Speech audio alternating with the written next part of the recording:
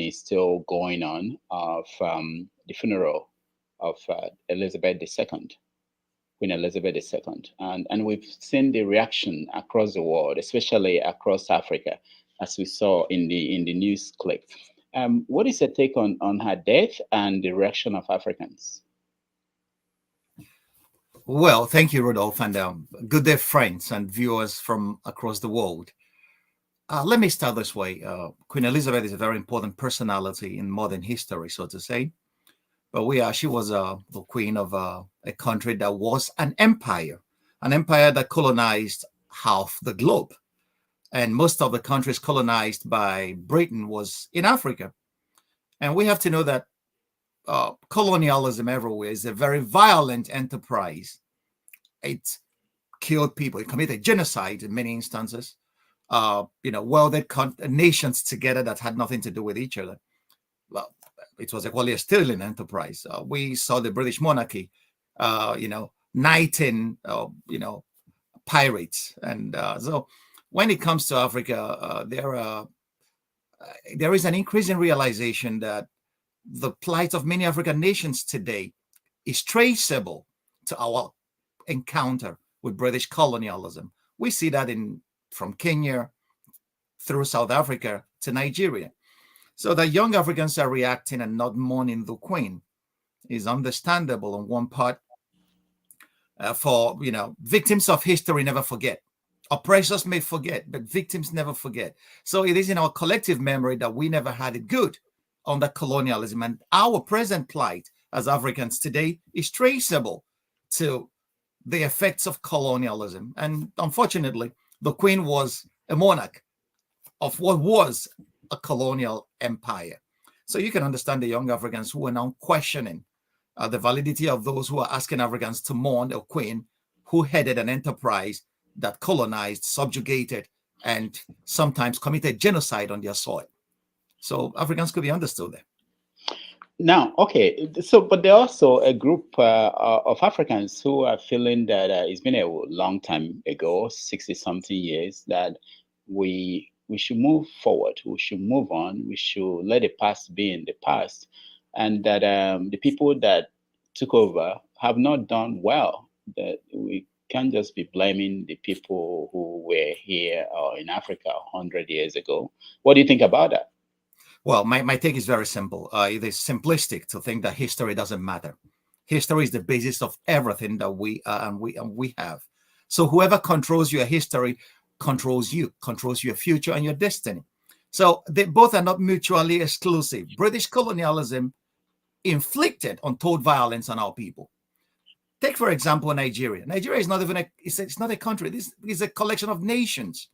British colonialism came and welded this together without any thinking about what will happen to these peoples that had no cultural similarities, that had no history together. But they welded us together and asked Nigerians find the way out of it.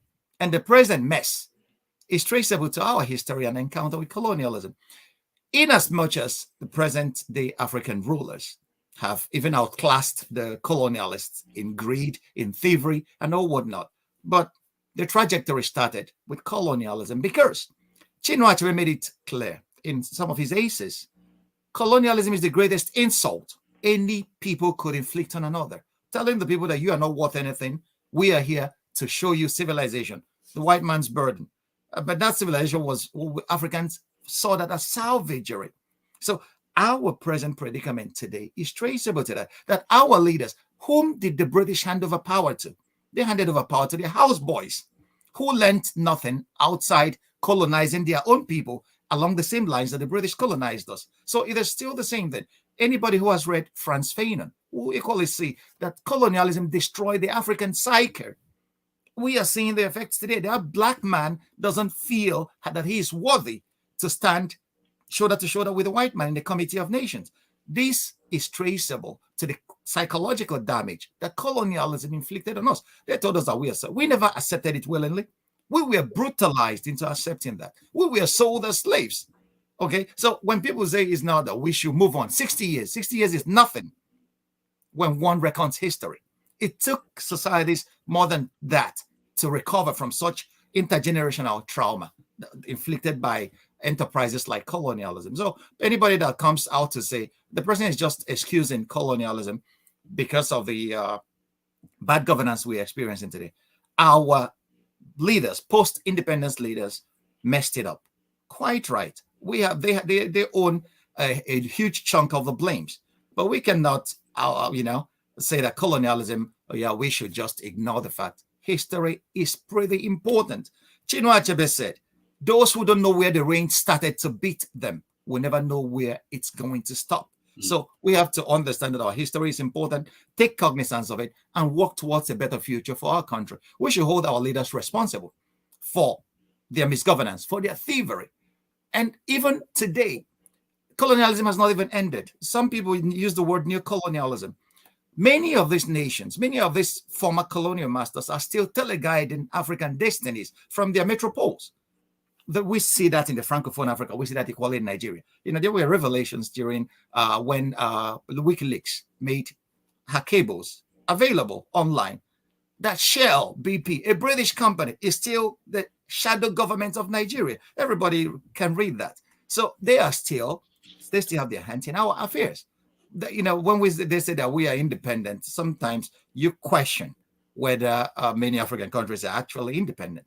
Yeah, you can blame us on one side for allowing that to happen, but we cannot exonerate colonialism and the colonial enterprise from the blame. And the psychological trauma that it inflicted on us is unmeasurable.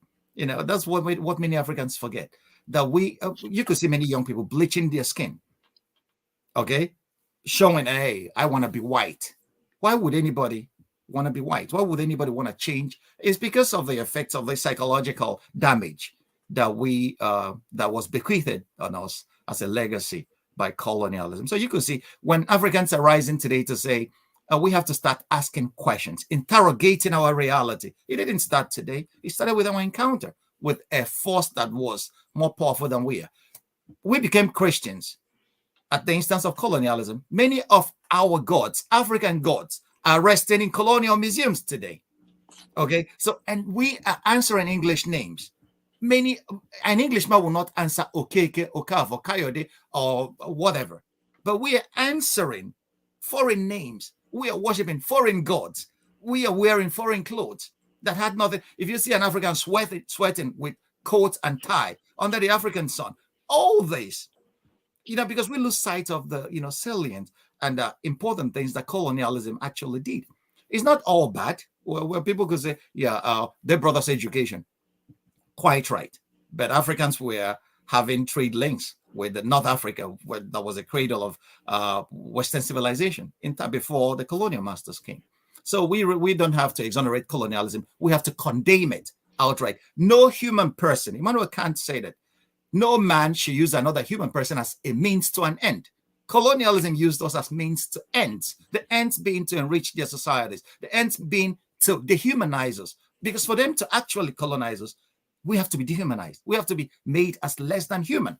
We have to carry them on our shoulders, literally. So colonialism inflicted a lot of damage on the African. That's why I urge young African students to read more of people like Frantz Fanon.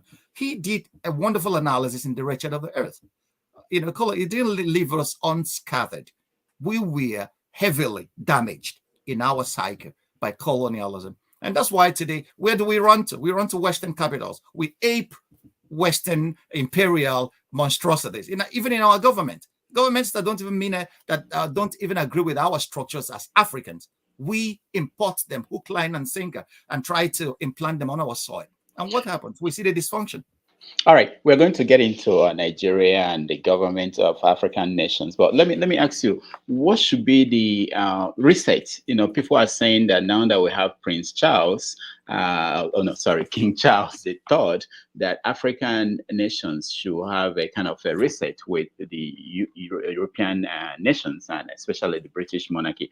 If you are to meet with King Charles, I might have to get that right, King Charles, what are you going to say to him? Will an apology be enough? Will a return of stolen items be enough? What kind of relationship do you want to see? Well, first of all, people should start thinking about reparations for Africans. It's not only apologies don't do anything. You give us an apology, but you are still holding on to stolen goods. London Museum is filled with stolen African artifacts. They should start thinking about returning most of those. Apologies, yes. Reparations, okay. It is the history of colonialism is a scandalous history, which Africans should actually, read and understand what colonialism did to us. It's not that I am trying to exonerate African leaders.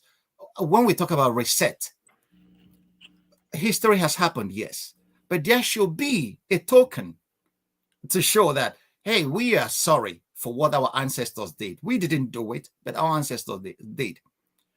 This is one of the excuses that people will offer to the colonial enterprise. But the point lies in the fact, as Seneca said, he who profits from crime is guilty of it. Many of them are profiting today from the crimes committed by their ancestors. Okay, that we are being exploited today, that Africans couldn't even establish any industries except as primary raw material producers, is thanks to, even today, they use the World Trade Organization is being used to maintain the structure that actually, tips the balance towards European nations that are already developed. So they should start thinking about reparations and then trying to give Africans an opportunity to actually come into their own. And then they should stop teleguiding African affairs from the Western capitals. That should be a start. Apologies are not enough. Reparations, they should start thinking about it, actually, because you cannot decimate a whole continent and then wake up tomorrow and say, I'm sorry. What does it do? Okay. Let's look at this. Also, we have in the West here in America here, we had this Professor Ogbunwezeh who came out and was very critical of the West or the British establishment, especially when she talked about the Queen. What do you think about her argument and the cases she's been making on social media? Rudolph, I know you would draw me into this controversy. No, it's not a controversy. It's something that people are discussing everywhere. Okay. What I have to say is that I am not Ogbunwezeh, and I wouldn't have said it the way she said it, but her arguments are valid. Anybody who criticizes her arguments, is not looking at it from the perspectives of the victims. Okay, the oppressors have another perspective altogether. They don't believe that, the oppressors don't believe that you are human. So that's why they inflict pain on you, and then they sell you into slavery, because for them you are subhuman. You are just a little bit less than more than an animal to be treated anyhow. Ogbunwezeh was spot on. I wouldn't have wished another human being a painful and excruciating death, but I would have criticized colonialism and the colonial enterprise that the Queen sat atop, exactly the same way she did. Britain was a thieving and colonizing empire. That's the fact. That she said it is not something new. Every historian that has ever studied this issue has returned the same verdict. That's colonialism. So, but I wouldn't have put it the way she did, and at the time she did. But she raised a pretty important, she set a pretty important discussion in motion. England should start thinking about how the world sees it. The victims never forget. The oppressors may have, their kids may have, but their kids are still holding on to stolen goods and stolen legacies. So Ogbunwezeh was spot on. Today, at least people are discussing it. At least Africans are coming to know. Oh, so we have to talk about our own pain. Who gave Africans the opportunity to talk about their own pain? The pain of their history? Nobody. On the global platform, nobody. Africans are being treated as a place where we could give a few pennies for charity and then everything is settled. It's a monumental insult on the humanity of the African. Okay, so that Ogbunwezeh has started this discussion. It's a discussion that should be held across so many levels and across so many forums. She has started a very important movement, and Africans should take this opportunity to actually tell their own stories themselves. And this is one of the things why I love and respect Chinua Achebe as one of our greatest sons. He told the Europeans, Africans are not savages. We were not savages before you came. We had functioning societies that had their own governments, that had their own ethical values before you came. That was why he called Joseph Conrad a bloody racist. And Things Fall Apart was a refutation of that racism, or that what I call racist anthropology, that designated the African as a savage to be civilized by the civilized savagery of Europe. Now, last week I had Paikide on this show, and he Oh, my friend. essentially dismissed all of you public intellectuals as not relevant to the Africans. His opinion was that you all are in the West, Okay. writing books that nobody can afford, Mhm. that you don't get to weigh in on African issues until maybe something like the Queen died. Then we heard about Ujuanya. Where was Ujuanya? Why is it that she wasn't involved in the conversation in a way that Africans at home and across the world, we know that this is what she's pushing for until the Queen dies and then she comes out to tweet. That's his position. What do you think? Well, if Paikide is my good friend, I would have loved to be on the same program with him. Unfortunately, you didn't invite me to that. I understand Paikide's arguments. I understand his accusations. But you have to know that most of it is his personal opinion that there are many African intellectuals that are working, okay, and their works are being read by Africans that Paikide is not aware of. And this is the major reason why myself and my late close friend, Professor Pius Adesami, we decided to stop writing journal articles that just gather dust in journals that people, that are hidden behind paywalls and people don't read. That let us engage Africans on platforms like Facebook, social media. And we got down there and we gathered a few followings. Some few Africans are reading us there.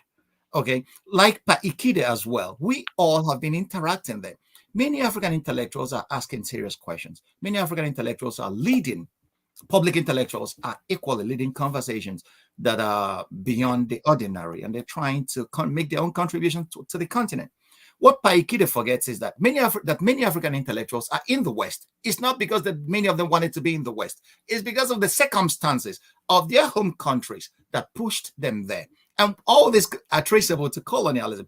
Even Chinua Achebe in the early 60s and 50s, in The Man of the People, he equally painted the corruption of the African society that we are seeing today. It was already there then, where the African rulers have been attacking intellectuals.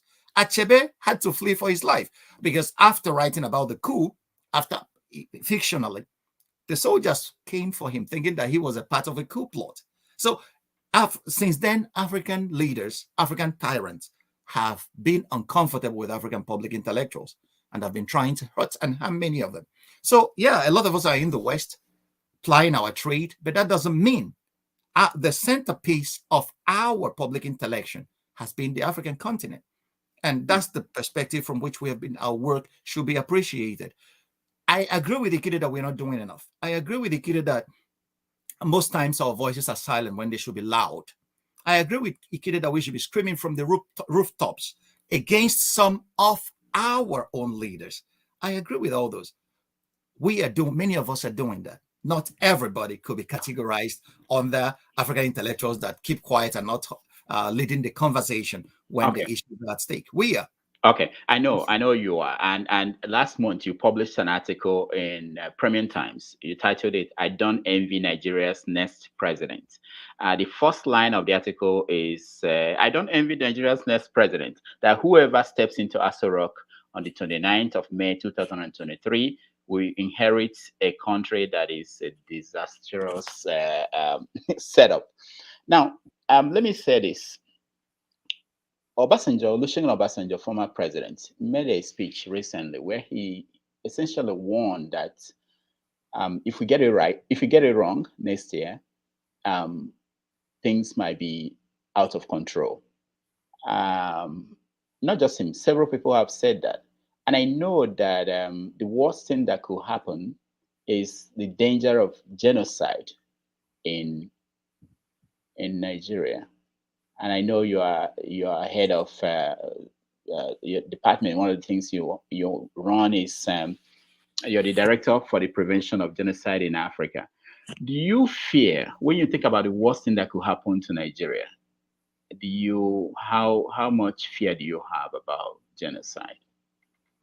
Well, Rudolph, the facts on the ground are that genocide is already taking place in central and middle belt Nigeria. The Fulani militia are murdering indigenous peoples across the middle belt, and nobody's doing anything about it. Our government has been looking on. So my organization, the CSI, Christian Solidarity International, here in Switzerland, issued a genocide warning in 2020. And we wrote even a letter to President Muhammadu Buhari. So people are being slaughtered almost every other day for who they are, because they are farmers, natives, and Christians, by the Fulani militia. And this Fulani militia, they are armed to the teeth for their detail. So when coming to what Obasanjo said, anybody who has been a casual watcher of Nigeria knows that the danger is there. The country has not been this fragmented. Okay. Even if just look at the campaign rhetoric, the campaigns have not started, but look at the rhetoric. People have now taken refuge in their tribal cocoons. Okay. It's our turn. If you don't agree with our candidate, you should leave Lagos for us. You hear such rhetoric. And this is the rhetoric out of which genocide, the songs of genocide are composed. And if we don't watch it, if we don't get it right in 2023, Nigeria will be, what happened in Rwanda may be a child's play in comparison to what will confront Nigeria going forward. Because a lot of non-state actors are armed. We see the bandits in the Northwest. These bandits are now the lords of the Maino. They kidnap people in their homes. They kidnap people on the roads. They kidnap people on the trains. They even invade airports to kidnap people. So in the Southeast, we have secessionist agitation. In the Southwest, secessionist agitation as well. And then that in a country like Nigeria, on a Sunday morning, on a Pentecost Sunday morning, that armed men could walk casually into a church in Owo in Ondo State and slaughter 40 people who are praying, who committed no crime apart from the fact that they are praying on a Sunday morning in a country like Nigeria.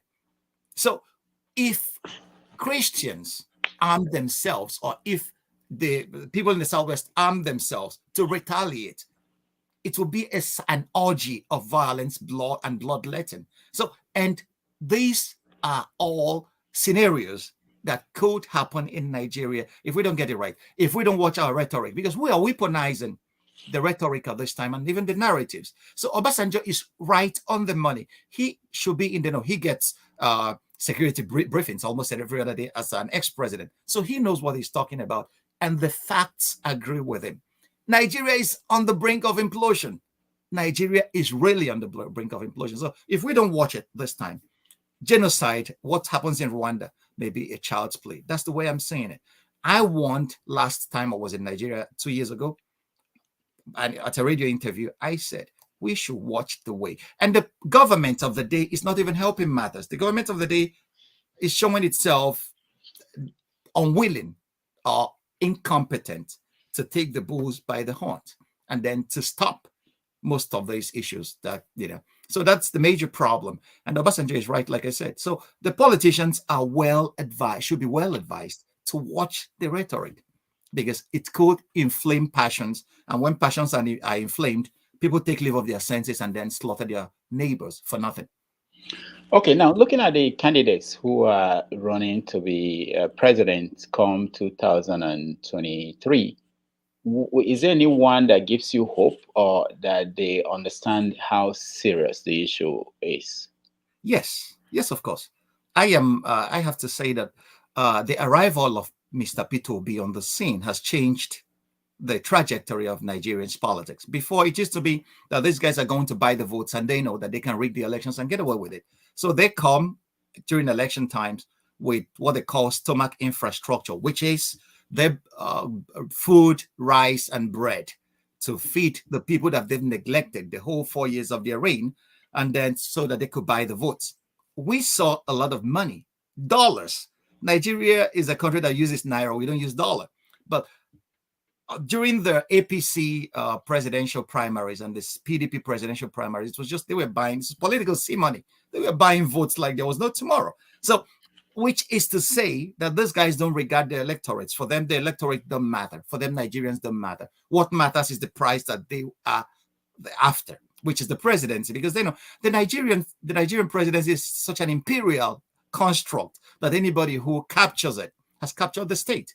And this is where I see reform. That Nigeria needs serious reforms in this area. So Peter Obi changed the narrative. At least he's now forcing people to start talking about the issues that matter to Nigerians, talking about lack of power supply, that Nigerian economy is in shambles. He's now talking about what we can offer the people, not what we can take away from the people. So Peter Obi is changing the narrative. And no little wonder that the young people are massively supporting his campaign. He's a guy that says he's not paying anybody to vote for him. And it seems to resonate with the people, because 2 days ago or yesterday, Nigeria was on its feet. Across major states in the country, there were rallies, massive rallies in support of the Obi's vision. So this is something that is encouraging. Nigerians are ready, especially the young people of Nigeria who have been abandoned in hopelessness for quite some time. It seems they are now ready to stand up and be counted, to take back their nation from the old brigade that have actually ruined Nigeria, across all indices. All right, just to announce for our viewers that in 30 minutes, we are going to get them involved in this conversation. We are going to post the link for them to join us. If you have any question for Franklyne, you can then ask him. Okay. Okay. So let's look at this. I know that in 2012 you published a book on the ethical and ecological assessment of companies in Nigeria. It's been 10 years. How has it been? Did that make any change? Did anybody take interest in the ethical and ecological assessment of, did Shell change the operation and the model? Thank you for the question. That book arose out of my doctoral thesis at the University, Johann Wolfgang Goethe University in Frankfurt.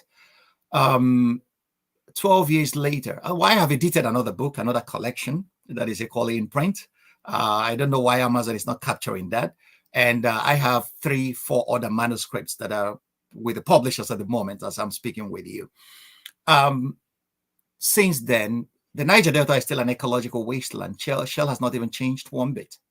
When we talk about ethical and ecological assessment of companies in Nigeria, how many companies are ethical in their operations? How many companies respect the culture of the place they are doing business in? How many companies respect the future of the people? How many companies have centered Nigerians as their greatest shareholders, or Nigeria's environment as the greatest shareholders? So there is a need for a redefinition. We have not seen that. We have not seen. A few companies are giving tokens, marketing techniques using CSR, corporate social responsibility. But I like what my friend, Dr. Ndidi Nnolin Edozian, is doing in Lagos. She was the founder of Growing Businesses Foundation. She is gathering a few people together, and they are trying to form an ethical club, to translate ethical and ecological assessment into what is happening across Nigerian business landscape. Whether the companies are doing that, if the companies are doing that, what are we talking about? Somebody could just stand up and then embezzle billions of people's deposits in banks, banks respecting the ethics in their businesses or other businesses in Nigeria. So, these are issues that are Nigeria needs serious reforms across so many levels. We have the laws, but implementing these laws are where the problems lie. And unless we get a damn good government that actually goes after offenders, we will never get it right. We have the laws, but we really need the political will to implement the laws in our books. Now, the ethnic and religious issues in Nigeria, it's been a difficult one to manage by several governments, and not just the Buhari's administration. It wasn't as if Obasanjo did better or Jonathan did better.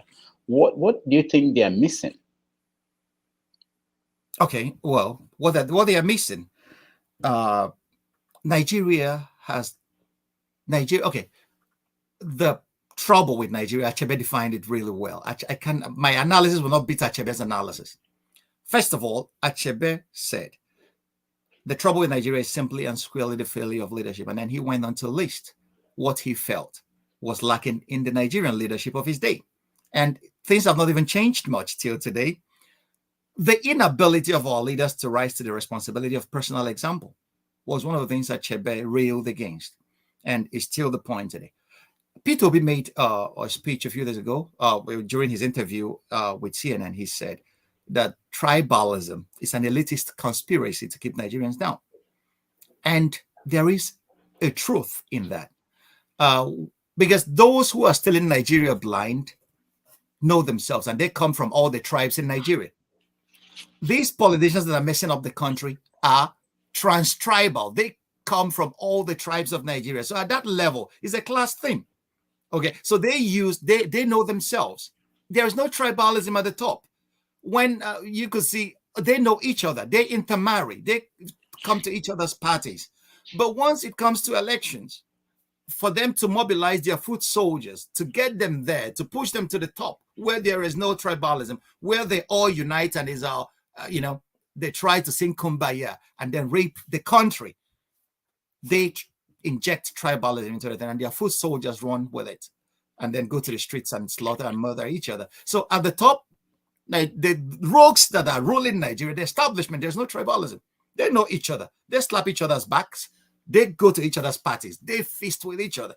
So you could see they have each other's telephone numbers on speed dial. So they could equally reach each other. But at the other level, where they on the Fed, because they are the predators on their preys, they use tribalism to keep them. It's a power thing until the ordinary man in the streets understands that it's not our war, it is their war, it is the elitist war. Nigeria will not be, so that's why they keep mismanaging it.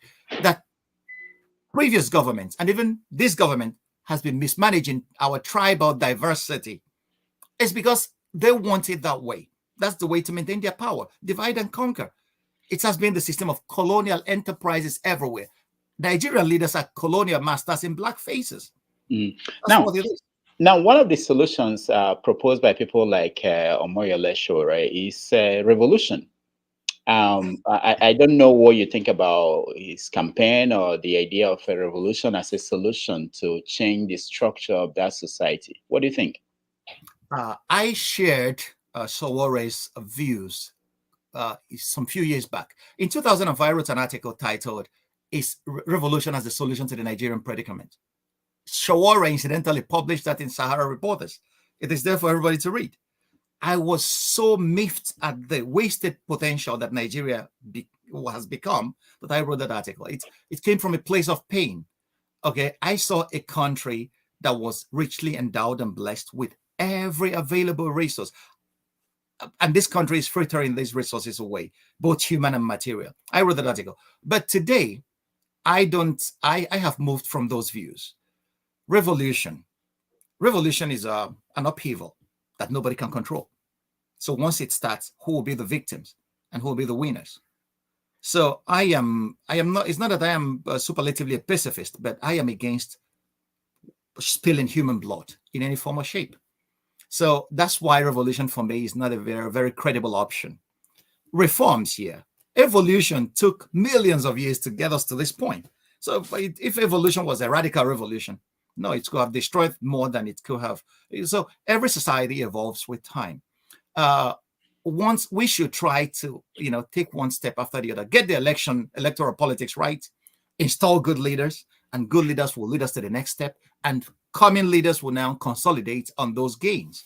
But if we say, let's destroy everything at once and then start afresh, it will be like the Big Bang. It may take us, we all will be dead before we can do that. But I have always seen Nigeria, the Nigerian project, as a 50-year thing. For us to start getting Nigeria right, we need 50 years of serious planning and conscious effort at getting it right. It must be conscious, because we are not even conscious. But Nigeria seems like a ship on a turbulent sea that nobody is at the rudder. That's the major problem. But if we get a stable hand at the rudder that navigates the ship really well, we may get to a safe harbor, and then we'll start unpacking the loads we brought along with us on the journey. So that's why revolution for me is not a very, very credible alternative to the Nigerian predicament. I have moved away from that. Stating that you want revolution out on the streets to be shot and killed Nigerian security establishment. I wouldn't support. I would. No mother or parent would like to lose his or her child to that kind of thing. But we can start talking to each other, dialoguing across the ethnic nationalities, talking to each other. Because if we don't talk, we will fight. But once we start dialoguing with each other across board, and this is where intellectuals should come in, and this is where people like Paikide, let us start initiating this dialogue across board. Nigerians need to talk to each other before we can get it right. If we don't talk to each other, we may end up on the again, and it's not going to be pretty this time. Now, in one essay that I read, you wrote it. You said that every revolution is killed by the very issue that midwife takes, and that every revolution has that ever failed to answer the bread and butter question end up eating its architects. When you look at the young people, like the NSAS protests, they were fed up. They were waiting for the kind of reform you are talking about. It didn't happen, and they had to go on the street. Are they wrong? Mm-hmm.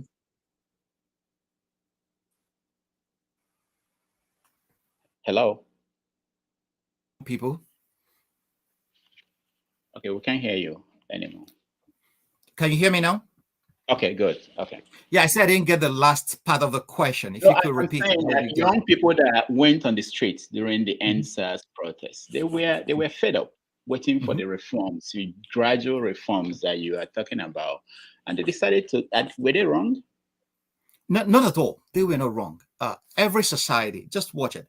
Every society that's ever moved forward, we're propelled by the young people. You cannot achieve anything as an old man in the world of today. It's almost always is an impossibility if we talk probability. They were not wrong. The young people had a legitimate dissension and they aired it. But the point is that we have a government that is resistant to entreaties. This is a government headed by a military guy whose solution to every problem is bring out the guns. The end SARS has happened. Okay, other people will build on that. They were not wrong. It's not that, but they don't have the capabilities. They cannot face our standing military, so they have made their grievances known. I don't fault them. I fault the government. That's why I criticize them heavily, because they could have listened to the young people and made amends. Because the SARS policemen were a nest of killers. They were killing young people every other day. They were extorting them. So the young people were within their rights to protest in their father. I even wrote an article then that Nigeria killed her tomorrow. Your people, your kids were singing national anthem while you release the army to be taking shots at them. Such a president should be tried in The Hague, because that's the worst human rights violations ever. But what can we do? They have the power. The power is one of the most ephemeral and transitory things you can ever think of. You can see yourself in power today and you'll be out of it tomorrow. So, that's why sometimes I wonder how it seems that power changes the psychology of the people holding. So the NSAS young people, we're not wrong. It's not that that's not the kind of when I talk about gradual reforms, it must not be gradual. We need to elect good leaders. Okay, we cannot take money from bad people and elect them and then come back to complain. We were all parts of the problem, because most of these young people that were criticizing NSAS took money from politicians. They carried ballot boxes for them, and at the end of the day, we got the government we deserved, and then we kept crying. So the thing to do, 2023 is giving us another opportunity. The thing to do is vote in men of conscience, vote in men who are competent and capable, and then we will not have cause to be crying on the streets that we are being denied of our right. All right. One other option on the table, even though some people do not want to believe it, is the one about splitting the country. You have the Arewa people, you have the Oduduwa people, you have the Niger Delta people, you have the Biafrans. Now, in one essay you wrote, you mentioned, you were using the Biafrans as an example. You said people who are screaming, give us Biafra, or that Biafra is the answer, that they have not answered the question what they will do with Biafra once they get it. Mm-hmm. Why they have never told us what the question is and which problems Biafra solve once you get it. what do you think about that option? Because in as much as you may wish that the reform will happen, that there will be good leaders, we've been going from 1999, nothing good is happening. There's no guarantee that in 2023 something good will happen. And if it continues to go bad, people have the right to look for other solutions. I agree. Are you dismissing the people who might say I want the Niger Delta Republic or Dua nation as No, their no, no, not at all. These are credible voices, and this is why I believe that all these issues could be solved on a table of dialogue. Okay, uh, the historical accident that we call colonialism welded us together. In fact, imposed a structure on us in 1914 and called it Nigeria. Nigeria, which was a misnomer named by the girlfriend of a colonizing authority. Okay, so and ever since then, it has been a boiling pot of dissensions. Nigeria has not known peace since 1914. So we will not even say so. It will be pretentious of me to say that those guys they have credible issues. Agitations are caused by injustice in the system. Nigeria, I have to tell you, I'm sorry to tell you this. Nigeria is but a band of robbers. St. Augustine said, "What is a nation without justice but a band of robbers?" And this is in the sense that I mean it. There is no justice anywhere for Nigerians, especially the constituent parts. The people from the south is screaming, "Give us Biafra." They have a legitimate point, and this point should be listened to by other Nigerians. The people from the south were screaming to have legitimate points of being marginalized. They should be listened to. And this is why I thought that the 2014 National Conference convoked by Jonathan would address some of these questions. But it seems that the politicians are very much adept in covering their behinds before they leave office. So talking about breaking apart, the way it is today, if you ask me, what would I advise the agitators? I will ask them never to keep quiet, but to eschew violence. Let them get to the table. Let us talk. Let all constituent nationalities in Nigeria talk and lay their cards on the table. This is why Nigeria is not functioning. But I still believe that Nigeria could be a great country if we get it right. If we get Nigeria right, Nigeria could work for the best interest of every Nigerian. Kayode, Musa, Uche, and all whatnot, coming from every ethnic nationality. Nigeria is so diverse and so rich in human resources and natural resources as well. But if we cannot stay together, we can agree to go our ways. But it has to be an agreement. We should not be fighting each other about that. So this is the way I see it. And there was another essay I wrote where I said that Nigeria is a federated grievance held together by oil. What is holding the Nigerian state today together is oil. Once the oil finishes, you will see the agitations louder in the north. I can tell you that. Okay, so the agitation, every part of every Nigerian feels marginalized, and that has been the swan song that we've been singing since after the Civil War. The Civil War actually has not been. We have not done a truth and reconciliation kind of thing. What the South Africans did, we swept a lot of things under the carpet, a lot of legitimate issues that should be addressed, a lot of trauma, a lot of unpropitiated ghosts really need to be brought out to the fore and treated if Nigeria is to go on as one country. If not, even the best of governments will not save us from ourselves. We are capable of doing and undoing and hurting ourselves the most. All right. So I noticed that in one of publications of your organization, it says that Nigeria is number 7 on the Open Doors 2022 World Watch List of countries in which Christians are mostly persecuted. Yes. The Minister for Information will disagree with you, Lai Mohammed. How do you make that clear to people? Because a lot of people, how is the data collected by the group that come up with this, and can you provide that? Now, the data is very simple. Nigerian publications publish almost every other day on attacks against Christians and burning of churches in the north. So all these are in there. So data are collected from Nigerian publications. So we get the information from the Nigerian media and the press too. And sometimes we send people on fact-finding mission. I was in Nigeria in 2021, April 6th for a month. I was traveling the length and breadth of the country, gathering data, gathering information. So we visited people who have lost loved ones, communities that have been sacked and attacked by Fulani militia. So they are strong. Ask Governor Autumn of Benue State how many refugees he's harboring in his state, and the federal government is not even caring about it. Go from the Benue Basin through the Jos Plateau to southern Kaduna. Almost every other day, Christian communities are being attacked, people are being slaughtered, and their women are being taken away to be married off by the terrorists.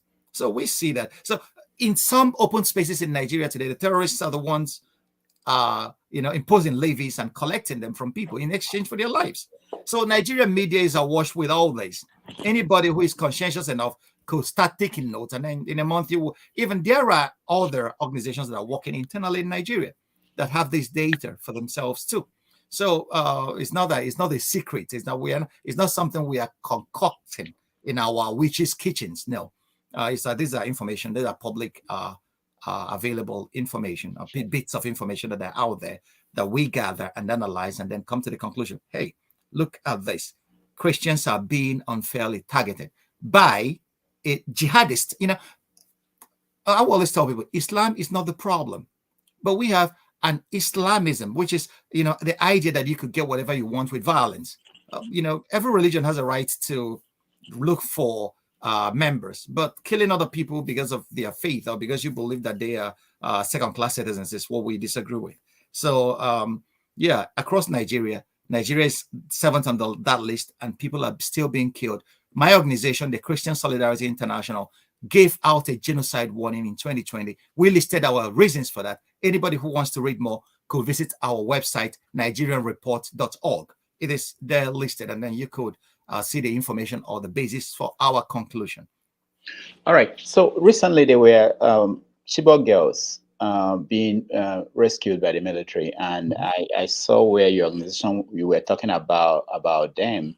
What happens when they come out? I mean, do you know where they are? What is the government? Is anybody responsible? What's happening to them? Well, Rudolph, my brother, this is a question we should best direct to the Nigerian government. They should be in a position to answer, especially the Borno state government. They should be in a position to answer us what happens to these girls after. The much we know is that once the media cameras are shut off, the girls go back to some communities reject those girls because they have been violated by these terrorists. Some of them came back with children in their hands. These were young girls that were violated. Their futures were robbed of them by these terrorists. It's really a very heart-wrenching situation when one talks about it. So the government should be in a position to tell us, what were your plans? What did you do with these girls? Were there trauma rehabilitations? Were there psychological help? Were there economic help? What have you been able to do for this? This is where we should hold the government responsible and to account. And this is the job of Nigerians, to hold their governments to account. Tell us what you did for these girls. Because Nigeria failed these young people. We did not protect them. After not protecting them, we allow some of them just to wallow in their poverty, in their psychological hurts, in their trauma. This is where some people will say, I am ashamed of being a Nigerian, because our governments are so careless about such things. In civilized societies, these girls will be rushed for psychological rehabilitation and therapy, but we don't provide such things. I don't know the extent the government has gone, so I wouldn't be hammering on them at this point, but they should be able to come out in the open and tell us what is happening with these girls that have been rescued. And some others are still living in captivity as I'm speaking to you. Yes. So many of them are still in captivity, and the government should equally be in a position to tell us what efforts they are making to rescue those girls. And there is something that is very sad that makes northern Nigerian Christians think that they are second-class citizens. Every other girl that was kidnapped with Leah Shuaribu was rescued, but Leah Shuaribu is still in custody. And the issue is because she is a Christian.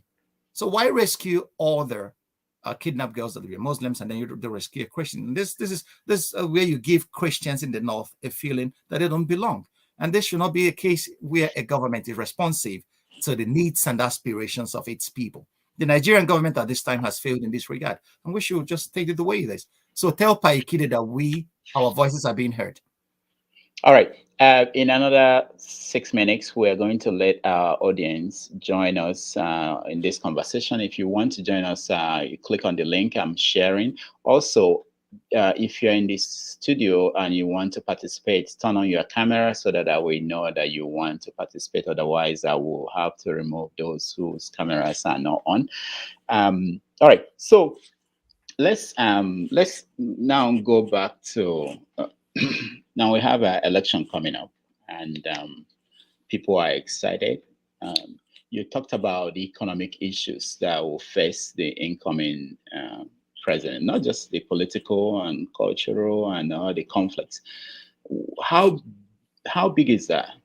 Hey, my brother, that is the greatest. That's the iceberg that's this Titanic that is Nigeria is going to hit. The person that would be assuming the presidency come May 29, 2023, that will be what will confront him. The Naira is in free fall as I am speaking to you. Inflation rate has risen so high. The country is actually listing terribly to starboard. So these are the issues. The economy is going to be the major thing that will face anybody that will be sitting in Aso Rock or marching into Aso Rock come 2023. So it's really heavy as that. Many Nigerians are not feeding anymore. Many Nigerians have turned to beggars on the social media. They will be writing you, telling you stories that will make your heart bleed, that they don't have food anymore for their kids. And these are factual. They're not lying to you. Okay. What is the purchasing power parity in Nigeria today? Against the dollar, everything has skyrocketed in price. The price of bread has skyrocketed in Nigeria. The price of basic staples that people rely on for their daily lives are no longer within the reach of the poor. And don't forget that majority of Nigerians are living below the poverty line. And these are the people most hardly hit by this economy that has gotten out of control. So anybody that is going to take over power from this government, well, I'm sorry. In fact, I will just offer him my condolences. All right. So one last thing. I know you are based in Switzerland, and when you are in Europe and you are looking at Africa and some of the things going on in Africa, because your job is not beyond Nigeria, it's also other parts of Africa. What do you think see as the major problem facing the continent? Leadership. What is it? Leadership. Leadership. Yeah. Leadership. The only problem that Africa has, Achebe, I told you, nobody could beat Achebe's analysis. Every Nigerian, every African should get that little pamphlet written in 1983, The Trouble with Nigeria. Achebe listed it there. There is nothing wrong with Nigeria's climate, Africa's climate. There is nothing wrong with our people. Our people are equally qualified. Rudolph, you are in New York, contributing your best to better your society. All of us are scattered everywhere. Nigerians, I went to Houston and I realized that the guy that was driving a taxi I was in had a PhD, and the quality of the conversation was high notch. And you could see many Nigerians are in many places contributing towards the best interest of those societies. So there is nothing wrong with our people. There is nothing wrong with our climate. But the major then is that we have had series of successive leadership problems that has laid Africa prostrate. So if we get leadership right, that's where we will start.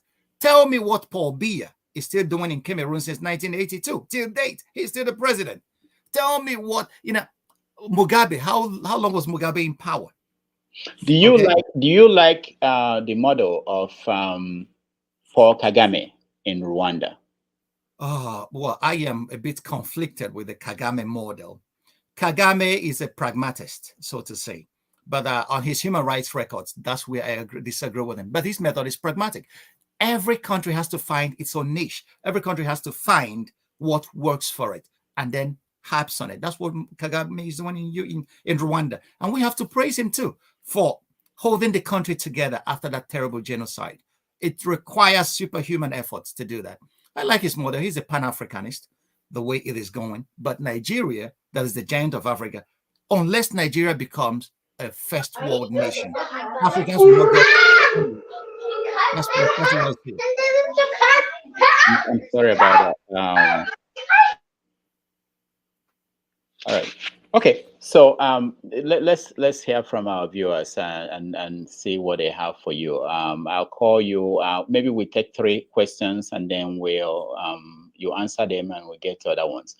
Christina, you're welcome to the show. Thank you very much, Rudolph. This is my first time of joining your program. So I don't know, my camera is not facing me correctly. I'm not sure why. Okay, keep showing one of my eyes. we can make you the sole person on the screen. Oh, yeah. I want to be seeing the faces, please. I want to see the faces. Okay. Yeah. Okay. So first of all, thank you so much for creating the platform for this discussion, and also I want to thank Dr. Franklyne for the sincere words that you have spoken. But I have just 2 questions. One is a reservation, and one is probably a kind of optimism that it could work. My first question had to go with the idea of functionality of the country called Nigeria. It's how it can function, because many are, as you also have identified, that it's not functioning. Okay, and of course we have this elite politics of elite. That is elite politics. We talk about young people on the street. We talk about, but at the point where politics is happening, just the elite, including from different parts of Nigeria. And these are people who decide the fate of Nigeria. It doesn't matter what an ordinary person does. So with the kind of movement we have here now, revolutions, how many of these people in this, call it demonstrations, protests, or whatever that is going on, how realistic, looking at the elite politics in Nigeria, how realistic is that to change election in 2023? Okay. I'm not talking about bribery. I'm just talking about elite politics. My second question goes to you. When you say that the problem in Nigeria is leadership and what is holding Nigeria is oil. Okay, so I think I need to disagree. Of course, Nigeria is, call it an artificial structure, okay, because it's not something that people worked for. I mean, what holds the country we call Nigeria is not what people agreed to call Nigeria. They didn't come together to do that. And constantly, people see that Nigeria, even when it was at its best, people still see it on the prison where they stand, whether religious or ethnic or whatever. So how do you reduce this, what binding it or what is not binding it to simply ethnicity, when ethnic diversity has never played any role in creating what Nigeria is? We are just different people who somebody decided to bring together, like a marriage that was. Okay. Christina, thank you so much. I know I didn't mention this. When I call you, please give us only 1 question so that we can get to everybody. Okay. Thank you so much. Franklyne, I think you take 2 more, then you can. So 2 more questions. Yeah. Okay. Alaro, you're next. Oh, thank you, Dr. Damages. My dear sir, I commend you on everything you've accomplished, on all your accomplishments, and most importantly, I commend you greatly on the things you are currently doing. I was opportune, I don't know if you remember, to meet you in Frankfurt last month. So it was an honor to actually interact with you. So I do have a lot of information based on our interactions. So it's not necessarily a question for my part. And I do believe leadership is the problem, as you state. But we as Nigerians, we need to put in the work to make it work. Each one of us must change and reflect the same thing we expect from whoever is going to be in charge in 2023. Thank you, more grace, and I wish you all the best, and a privilege to be here with you guys all. take Thank the you. opportunity to learn from him. Thank you. Thank you so much. Vin, you're next. Thank you so much, Dr. Damages, and good evening to our guest. This is Maxwell Vine, residing in Bolgatanga, upper eastern part of Ghana. I would like to ask our guests, Nigeria is a tribal nation. Anybody that tells you that Nigeria is not a tribal nation, that person is lying. I experienced it when I tried to join the Nigerian Defense Academy, which resulted, me joining through recruitment. I know what I experienced when I joined. When you go to the top, you see that Nigerians are tribal in nature. Now, sir, the problem of Nigeria is not mainly leadership,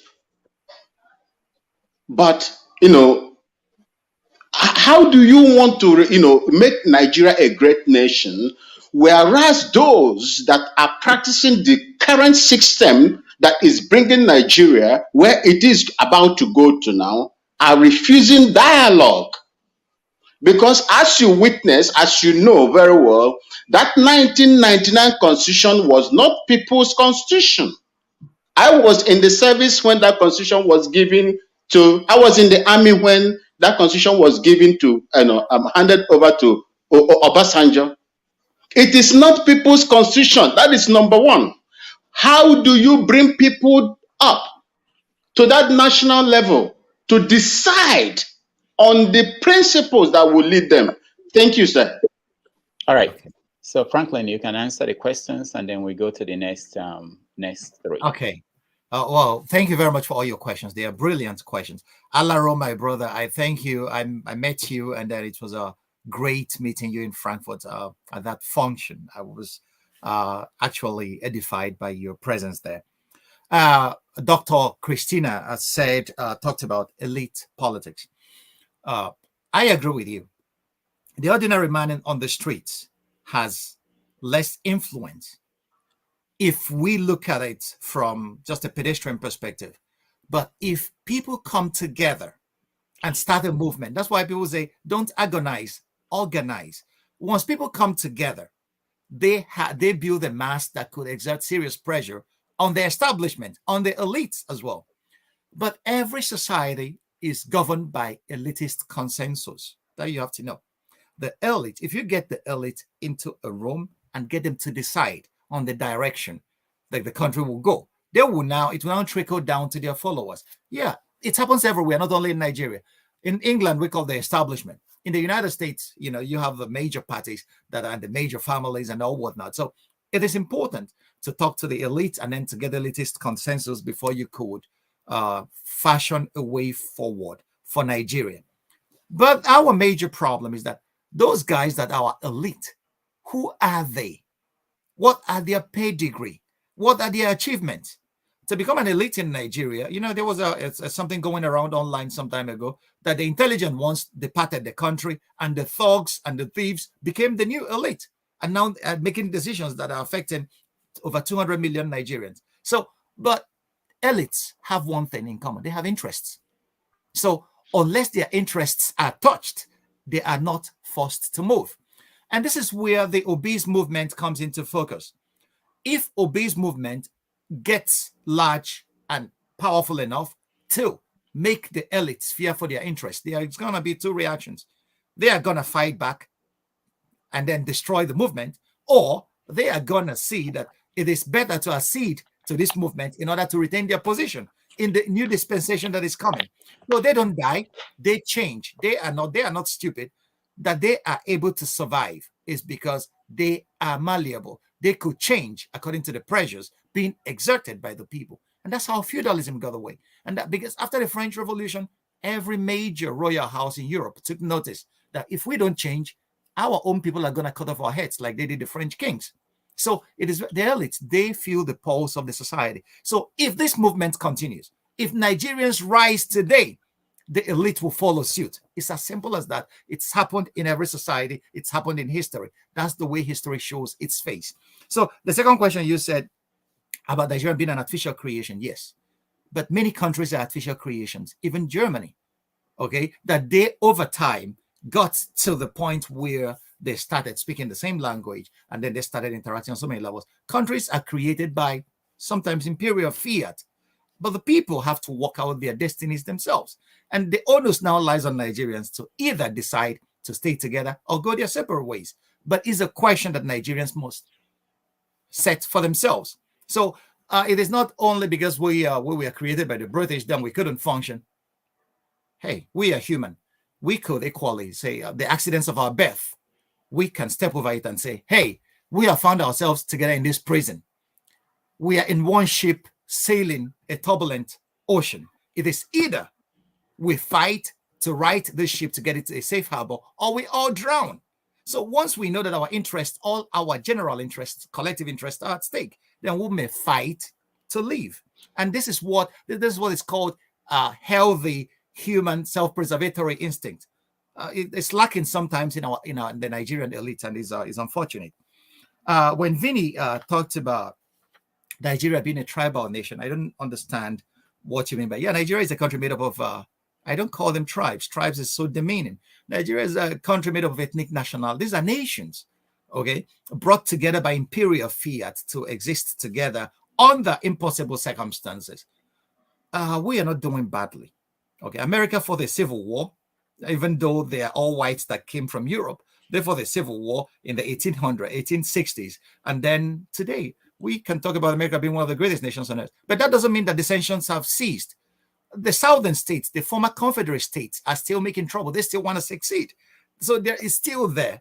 But this country caters for its citizens at the basic level. The politics is local. So if we get our local politicians to cater for the interests of the ordinary man on the street, each locality could build itself up to being a beacon of hope for ordinary Nigerians. Another thing is, you mentioned your experience during the Defense Academy. Ojukwu argued out an arrangement with Gowon at Aburi in the 60s when they went there for a conference about the confederal structure for Nigeria.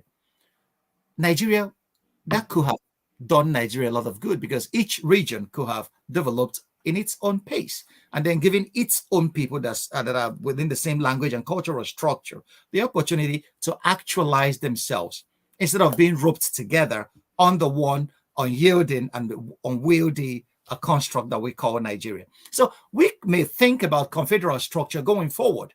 How can each region, but today we have multiplicity of states, and it becomes more difficult because no state would like to go back to a region, or no governor would like to submit himself to a regional head after tasting power that makes him a chief executive of a state. So, but Nigeria should start thinking about other ways of organizing ourselves, our government.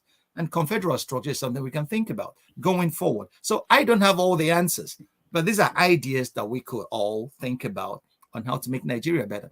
Let's wait out the 2023 elections and see how it goes. But if we get it wrong, Nigeria, we may end up not having a Nigeria anymore to call home. All right. Thank you so much. Let me call on Sam. Sam, you can ask him your question or your comment. Please unmute yourself. Okay, good. Thank you. Thank you, Rudolph. And thank you, our guest, Dr. Franklyne Ogbunwezeh. Yeah, I got it right. Yeah, and greetings, everybody. Good afternoon from the land of the king, because we've just got a king, no more the queen. Oh, okay. So, thank you very much, Dr.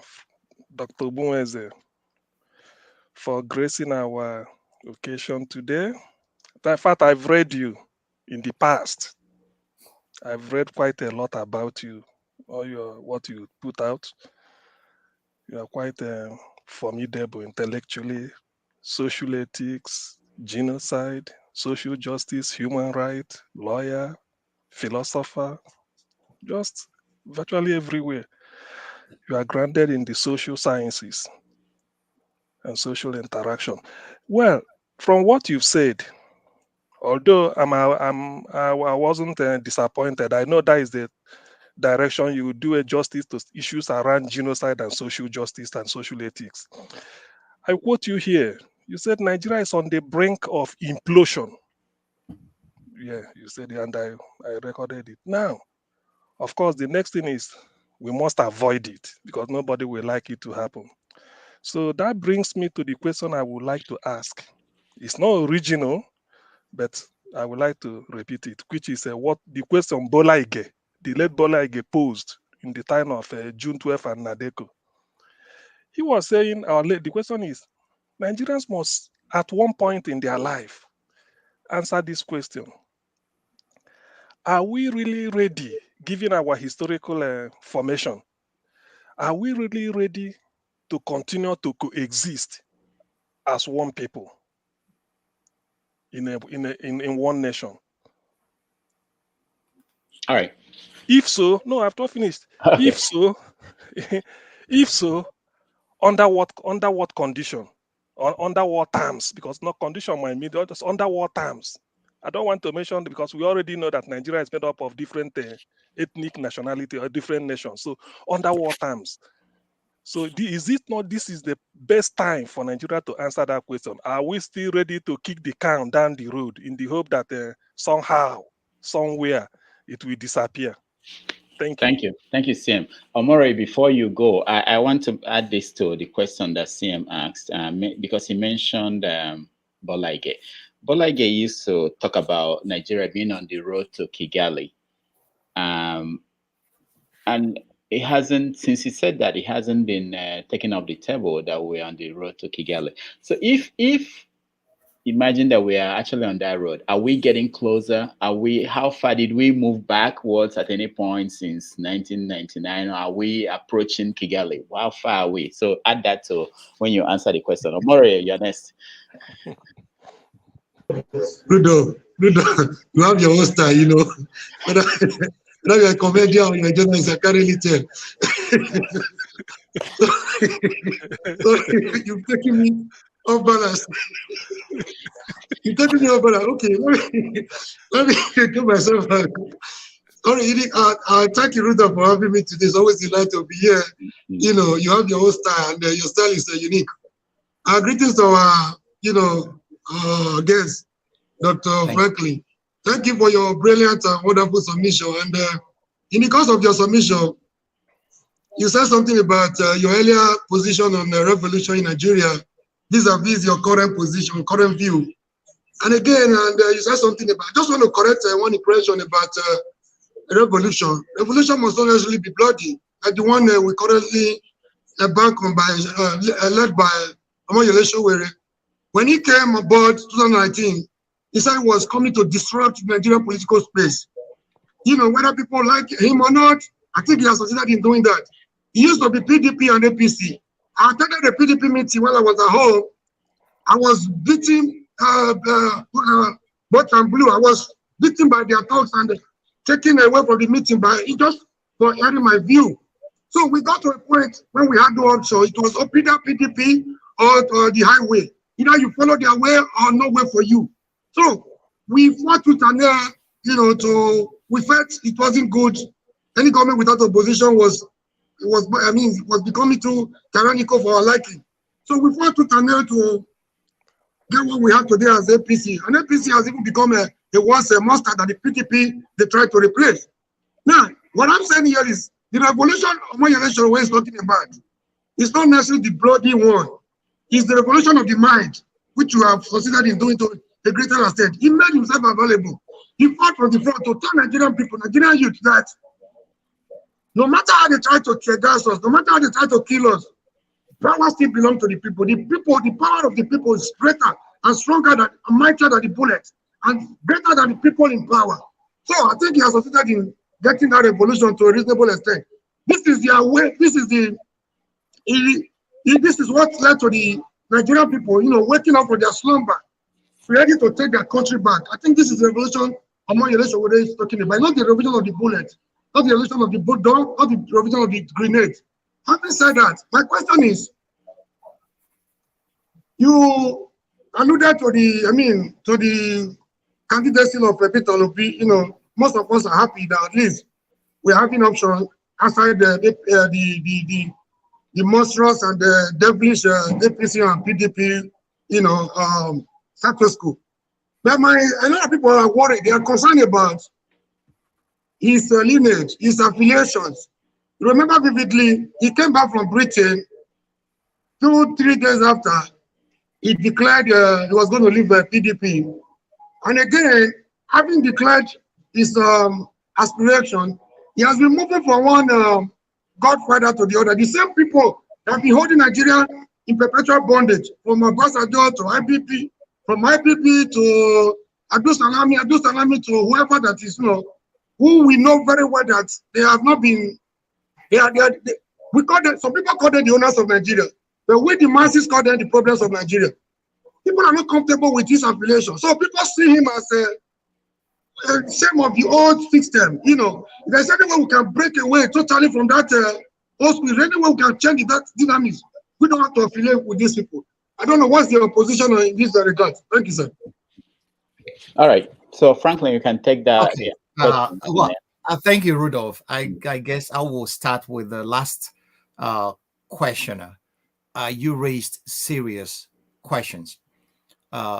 You are right. Revolution doesn't necessarily, by definition, revolution doesn't necessarily need to be bloody. It means structural change across systems. That's what revolution is. But you have to realize there's something that Mao Zedong said, that power flows from the barrel of a gun. It's not that I believe it. It's not my philosophy. But what he wanted to do is what Noam Chomsky said, that power is a very violent institution. Power doesn't yield willingly to anything. You have to take power. Power is never given. So for you to upset a system, a political system, to confront them, and then you are chanting revolution, you are inviting blood. That's what it is. It is either you take power away from them or they die fighting for it. So this is the major reason why the Nigerian government has not been comfortable with people like Sowore. They have persecuted him to the greatest extent possible. They have denied him of his fundamental human rights on many occasions. Okay, so establishments don't yield power willingly. Okay, so power is very violent, a very violent institution. So we have to be very careful. When you start, I want revolution in a political system, they call it, we have a democracy. We know that what we have is, what was handed over to us by the military. So we have to be very careful. And this is where I believe that there are other ways of skinning a monkey than actually confronting an establishment that has an interest of life and death in maintaining their power in a society. So that's where I went away a little bit from revolution. There are many structures of our politics and society that really needs a revolution in Nigeria.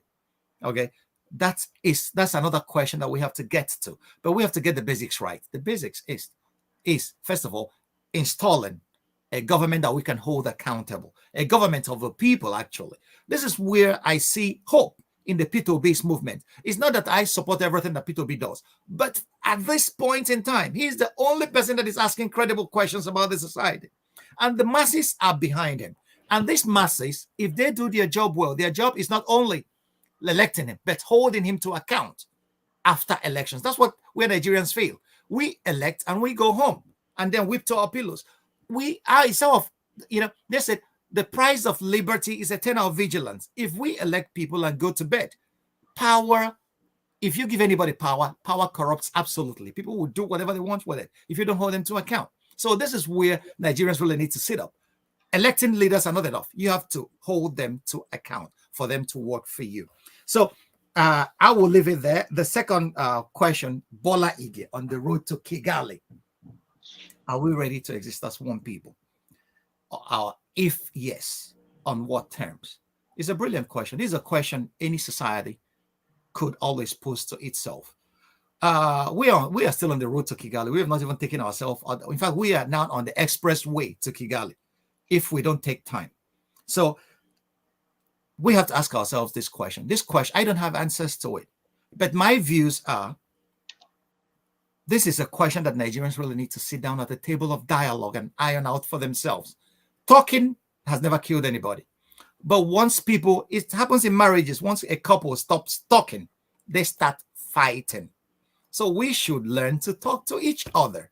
Dialogue should be the best weapon of organizing human society. We are no longer in the medieval times where we kill people that disagree with us. This is a time to listen to our opponents. Listen to those who we believe don't understand us. That's the only way to understand them. I studied philosophy. In epistemology, the only bridge between two minds is language. We listen to them. You don't know what is in the other person's brain. You can never be in that person's brain unless you listen to him. So if we listen to each other across board, we may evolve a society where every Tom, Dick, in fact, every Okeke, Okonkwo, Kayode, and Musa could coexist peacefully. And then we could go about actualizing ourselves as individuals and handing a better posterity to Nigerians going forward. Nigeria is a great nation. If we can make it that. Calling it a great nation doesn't make it great. It has the potentialities, but we have to actualize it. And actualizing it means we have to come together to do it or decide to go our separate ways. And each person could now be to thy tents, O Israel, like the Bible was written in the Bible. So the job is ours. The onus lies on us. Do we want to kill each other, or do we want to question the basis of our existence? And then after interrogating that, come to a conclusion that can say we either live together and fight to make Nigeria better, or we go our separate ways. These are options that we could explore as intelligent human individuals. I believe that Nigerians are an intelligent people, and we will always find the right answers once we give our minds to it. All right. And did he miss anybody? No. All right. Forefathers. Ernest. Yeah. Thank you for coming in and for all your contribution and all. But from what I've heard, I feel like the problem we have is because of the way we describe our problems.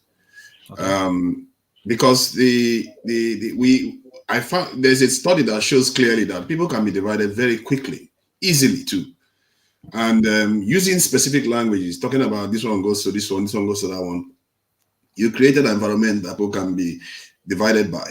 There is a study that clearly shows that just one page that somebody reads, a paragraph, can change the way you make your decision about these events. So it tells you that some of all these things, we are fighting shadows here. If we keep talking about tribes, we are reinforcing it. If we keep talking about this one goes to this side, and our elites should know better. They should know these things. If you don't understand that human beings can be divided just by talking about the divisive aspects, instead of talking about coming together, then you have a problem. You have a problem of leadership. You said it yourself. This is a leadership issue. And from what I've heard, what you've said too, you've actually highlighted some of those things yourself. And if we keep going in this direction, we have a greater threat out there that we are not talking about. Instead, we are talking about reverting to the state we were in before we got into the mess in the first place. This is madness, total monumental failure of imagination. We are the only group of people this big that do this nonsense. I don't understand it. Why we keep going around in circles, and we have highly educated people that can easily surmise these things, and yet they don't do it. Look at what we are talking about here. Bolaige said it. Bolaige was wrong. He was wrong, like our forefathers were. We are playing stupid games that got us in this mess, and we lack imagination. The only person that is talking about this today is Al Mustafa. He was in tears yesterday, talking about what we need to do, how we need to defend our people, talking about if he gets destroyed, he doesn't care. We need to be coming together, talk about unity instead of keep talking about division. Because division, we have tried it before. It got us into this mess. It's not rocket science. So what do you think that the approach should be? Should our elites that know better, that have access to all these things, should they be highlighting these issues of unity instead of talking about how we can divide? We're talking about, oh, let's have a conversation. The time for conversation is over. All we are going to get if we try to divide is war, Somalia or Congolese, whatever, just choose one. That's what you're going to get for the next 2 decades. And that's if we ever recover from that again. And why are our leaders not saying these things? And the question I'll ask to you is that, do you agree that we should be talking more about unity instead of talking about division on how we can divide? Because it's not going to work for us. Thank you, forefathers. Okay. Franklyne, you want to? Yeah. Yes, I enjoy his passion. We all have the same passion for Nigeria. That we are even talking about is because we are seeking solutions. It's not necessarily, we don't solve a problem by ignoring it. There are salient problems that are there. You are talking, we will not talk about unity if we are not divided. You only talk about unity in a place where people are divided. So the issue is that Nigeria at this point is so divided, and I mentioned it, maybe you tuned it late. I mentioned it that if we don't watch our rhetoric, that we are weaponizing words, language. You said it, language can divide and language can unite as well. Language can destroy and language can heal. We are talking about all this to highlight where the problems are. The problems are we are weaponizing our rhetoric during political seasons to cause more divisions and more havoc, and it's leading to deaths. I moved away. If you listen to my answer to one of our brothers here, I said, I moved away from revolution because revolution involves a lot of bloodshed. Okay. So if we say Nigeria, let us divide, there are vested interests that will not let that happen. It's not going to happen unless you're ready to commit blood, pints of blood to it. If we say let's stay together, they're against to that. But on what terms? Those guys asking the questions are not foolish. Their questions are legitimate. And these are legitimate questions that we should talk about. And this is why dialogue is what it is. The Americans created a country because 12 states came in Virginia and sat down and said, we give ourselves this constitution. This is to guide us. There must be a dialogue. If you say the time of talking is over, then what? Fighting? The problem has nothing to do with our unity. We are already united. Our problem is that our leaders are selling us out on a daily basis. That's what needs to stop. Nigeria has elected more people from that had leaders from ethnic minorities than even from majority group or major groups. We are not as divided as we think we are. When we keep reinforcing this discussion, we are missing the point. We are stressed people that haven't gotten the gains for all the work we have done because our leaders keep selling us and taking our resources into foreign countries. This is what needs to stop. And that's where we should be focusing our attention on. And we keep talking about, let's talk about. It's not going to get us anywhere. We've been doing this for 500 years. No, not for 500 years. Okay, now the point is, when you say the resources are being returned, Abacha, everything that Abacha took are being, and many of these foreign countries, let me just come out. Many of these foreign countries are now making laws to prevent your leaders from stealing your resources and bringing it to them. So the issues are clear. I understand. And this you seriously believe that? Oh my God. Okay, forefathers, let's get other people involved. My brother, we can have a private conversation after this about what I believe in this area. I don't make public statements lightly. I weigh my words very carefully because I know what my words represent across so many strata. So I weigh them very carefully, and my opinion I keep to myself, but facts are what I lay on the table. We can have a private conversation after this and then try to straighten it out. Okay. All right. Please, can I just make 2 comments on this topic, please? Okay, go ahead, please. Okay, so I really want to intervene because there is what you call perception. Okay, so forefathers, you think, you believe, you're convinced that Nigeria is united. That's your perception. But Nigeria is made up of 200 million people. So we cannot push their own perception under the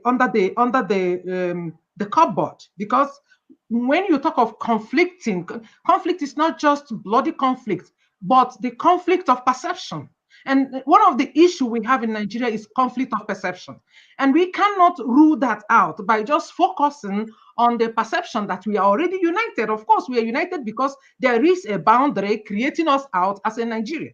But you now see the Germans will call it Verhalten, our behavior towards our relationship with each other in that country. You are talking of leaders, that leaders are betraying. It's part of the problem. What are the causes of that betrayal? What is the foundation? From which prism are we talking about betrayal? When people think they are being betrayed, from which angle are they seeing that betrayal? So we are dealing with an entrenched perception. All right, Christina is frozen, and before you go, let me get Chukwudi to also have an opportunity to ask a question. And also, let me say, if your question has been answered and you want to give room for people, because we don't have space now, there is someone who is in the studio, but his camera is not on. So we don't have space for people who may want to come in and ask questions. So Chukwudi, go ahead. Thank you, Dr. Damages, for giving me an opportunity to speak. Thank you, Dr. Ogbunwezeh, for joining our discussion. When people say the problem of Nigeria is leadership, I just smile. Where are we going to get the leaders from? Nigeria operates a theocracy. Governments of thieves, by thieves, for thieves. The thieves on the outside are praying, fasting, sowing, tithing to get on the inside. Once they get in, they start thieving at a rate higher than those they replaced. So unless we're going to get the leaders from Venus or Mars, I don't see an easy solution. And we've harped a lot on colonialism. Remember that the English were colonized by the Romans, by the Vikings, and they later went on to colonize the whole world. There is nothing uniting Nigeria. You talk about Germany. They're united by language, by alcohol, by food. You talk about France. They're united by food and language. I mean, what unites Nigeria? You talk about India. India is united by religion, Hindu. They may have 800 tribes. But when you talk anything adverse about Hinduism, they'll all be united and up in arms. The Chinese are united by the Han Chinese.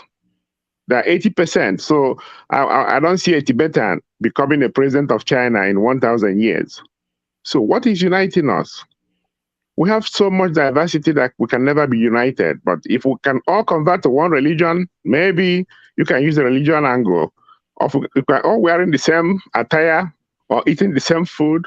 So there's really nothing. So until you can get that leader that will give us that sense of unity, which I think it will be difficult to accomplish. Because like you said... So somebody need to tell you that you are not black, you have not existed in the same geographic locations. Are you that surprised? What unites us? Look at our suffering, it's united, isn't it? No. I mean, suffering does not unite you. Because everybody wants to get their own bit of the national cake. And they don't care about the others. It's only in Nigeria you find somebody driving a Rolls Royce on a road not fit for a safari. It's only in Nigeria people build gold-glided mansions and there's open drains with mosquitoes and frogs bellowing and generators. Our history is not a mystery. You saw how we were colonized. You saw how our forefathers sold each other. Listen. Forefathers, let me finish. Because other places were colonized. The Japanese... they refused. Go ahead. Okay, my question to Dr. Ogbunwezeh is, if you say you don't want a revolution, what do you want? Because there are bloodless revolutions. It's like sitting home. Everybody sits home. Don't go anywhere. You don't have to be on the streets. You know, people will tell you, oh, I'll die of hunger. Well, get 1 cup of rice, vote for the wrong person, and go hungry for the next 4 years.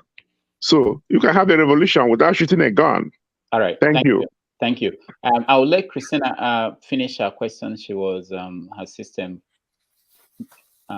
stopped her. Okay. If she could, it was not a question actually.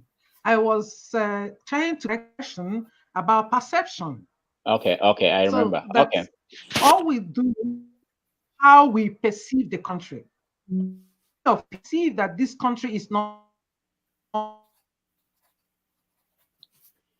All right, you are frozen again. Franklyne, you can answer the questions.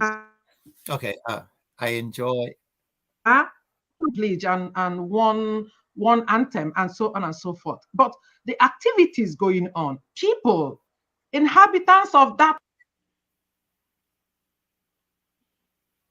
All right, I don't know where she is, but our system is connection is. Frankly, you can go ahead. Okay. Thank you, Rudolph. Well, I am enjoying the robust discussion coming from all the contributors here today. Nigeria is a really great laboratory for a serious sociological study. My brother, maybe you didn't join in early enough to understand the implication of my words. I never said I never want revolution. I said I don't want bloody revolution. I equally clarified that revolution doesn't necessarily, by definition, doesn't necessarily mean a bloody uprising or upheaval. Really, revolution is an upheaval in the structure, or changing the structure and systems altogether. But what I disagree with, what I don't want, is my personal philosophy. Because it's not that I'm a pacifist, but I hate spilling human blood.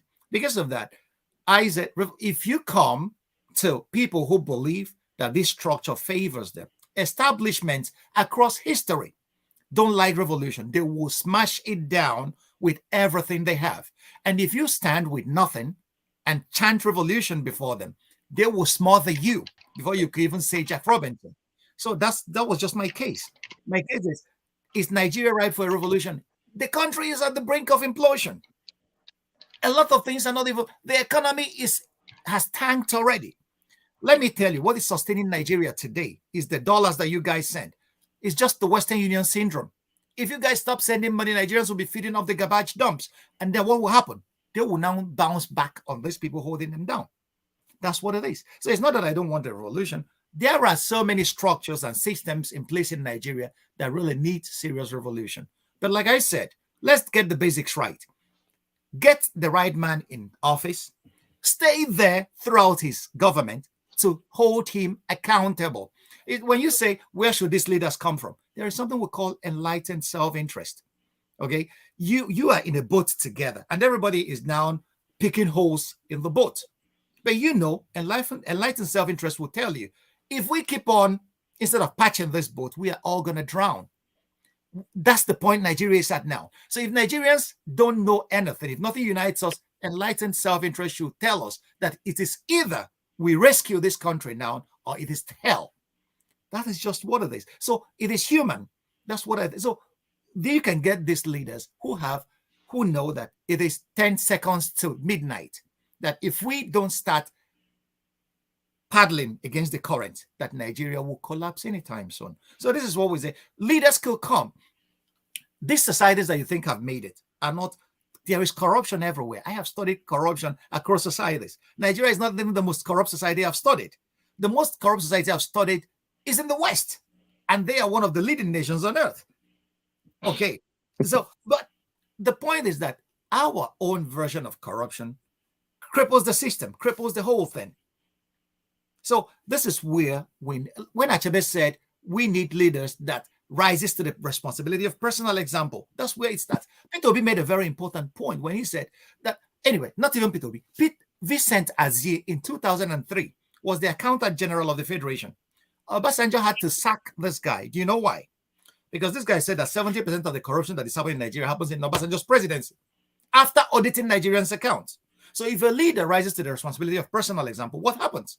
Everybody below him takes the cue that now a new sheriff is in town. It is not business as usual. It starts there and it creates a ripple effect.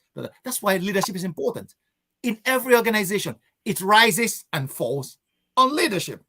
President Roosevelt had to write it on his desk. The buck stops here. So if we don't get that right, nothing will ever work, because leadership is like the entrepreneur in factors of production. This is what organizes every other factor of production to lead a society towards felicity. So if we say, where should they come from? We have Nigerians that are doing their businesses well, managing their personal affairs well. Across societies I've visited in the West, we see Nigerians obeying the laws. But once the plane lands in Lagos, everybody starts, I'm a big man, because the environment leaves room for that. You get the point. So we have the laws. It's not that the laws are not there. The laws are there, but we don't have the political will to implement the laws in our books. This is why I heard a few days ago, the Lagos state government auctioned off vehicles that it seized from people who violated traffic codes. And people were saying, why should you auction it off? In Denmark, it's the same. If you commit traffic, there's a traffic offense you commit in Denmark, your car will be impounded and auctioned. But the point is, the majority of the guys that violate traffic regulations in Lagos are big men. Who will tell you, do you know who I am?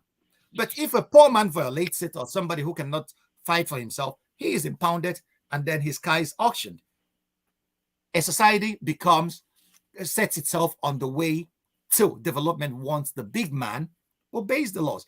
David Beckham was standing on the line for 12 hours just to, in a queue. In Nigeria, they will ask Dangote to stand in line for 12 hours. Are you the mad? People, even Nigerians, will ask him, go in front. People standing will ask him to. This is the culture that we have evolved. So these are the kind of things that need revolution. The revolution has to start with the way we start thinking about basic things about our society. How do we want to organize our society as human individuals? If we don't get that right, get 100 P2Bs or 100 other great leaders, Nigeria will not even move an inch. So we have to equally start thinking about society. All right. Thank you so much. Let me go to Alara. I know you want to say something. I see him also, but let me go to EJ. Ijoma has not just joined us. Ijoma, go ahead first. Hi everyone. Can you hear me? Yes. Okay, my question is very simple and it's to Mr. Franklyne, the host. Thank you for coming. I really enjoy your analysis and the way you present everything. It's for everyone to understand. I think a lot of people know what is happening in Nigeria as well. But the key point you mentioned and what really struck me to come on the line was speaking about the communication system within the elites. You mentioned dialogue, which is very, very important. In any society, in any institution, that's a key point. But my question to you is, when you look very closely and you watch very closely, these political elites in Nigeria, have you ever seen them listening to one another? Thank you very much. They do. You know what? There was an article I did some time ago. I said that those robbing Nigeria blind, they transcend the tribes. They know each other. Watch the politicians when the cameras are off, the way they slap each other's back. They know each other. So the people they come from PDP to APC before 2015 elections. Do you think they've not been talking? It didn't just happen overnight. These guys, they attend each other's weddings. The day Buhari's daughter wedded, every guy from every party in Nigeria was there present. Private jets were leaving Lagos in droves. So these guys are the elites that we are talking about. They visit each other. They go to each other's parties. They have each other's numbers on speed dial. Both Hausa, Igbo, Yoruba, they know each other. That's the major reason why their followers will be fighting themselves to death on the streets and online. But these guys, they drink. Atiku met Tinubu and then said, Asiwaju, how are you? They communicate at a level that transcends what we see. That is the problem, okay? If they could use that platform to talk about the interests of Nigeria, what they don't understand is, if you create an opportunity for this country to move in the right direction, you will equally be saving yourself embarrassment of running to London for your health safaris. What does it take from these elites to say, let us make a health policy that Nigerian hospitals will be world class and let us work towards it? Buhari will not be coming to London to look after his ears. And if any of them has problems, it will be in a Lagos hospital. What prevents them from saying, let us fix our educational sector? We should not be spending the foreign exchange that we don't have to send our kids to London or to the United States to study. Why didn't those? Okay, I will always ask people. Angela Merkel was the chancellor of Germany for many years. George Bush was the president of the United States. How many times did he come to Lagos to buy Fensic or Panadol for his headache? But African presidents leave Africa in droves. Do you know what that means? You know, people don't. If you analyze it to the minute details, you will see. You fly your jet, buy aviation fuel, pay staff, land at a foreign airport, pay fees for that, go to a foreign hospital, you pay the hotel people there, you pay, all these monies you are spending contributes to the local economy. It gives people jobs. You don't have it in your own country, but you are creating jobs for other people in another country. The charge which you manage as president is lying in dereliction. And it happens across Africa.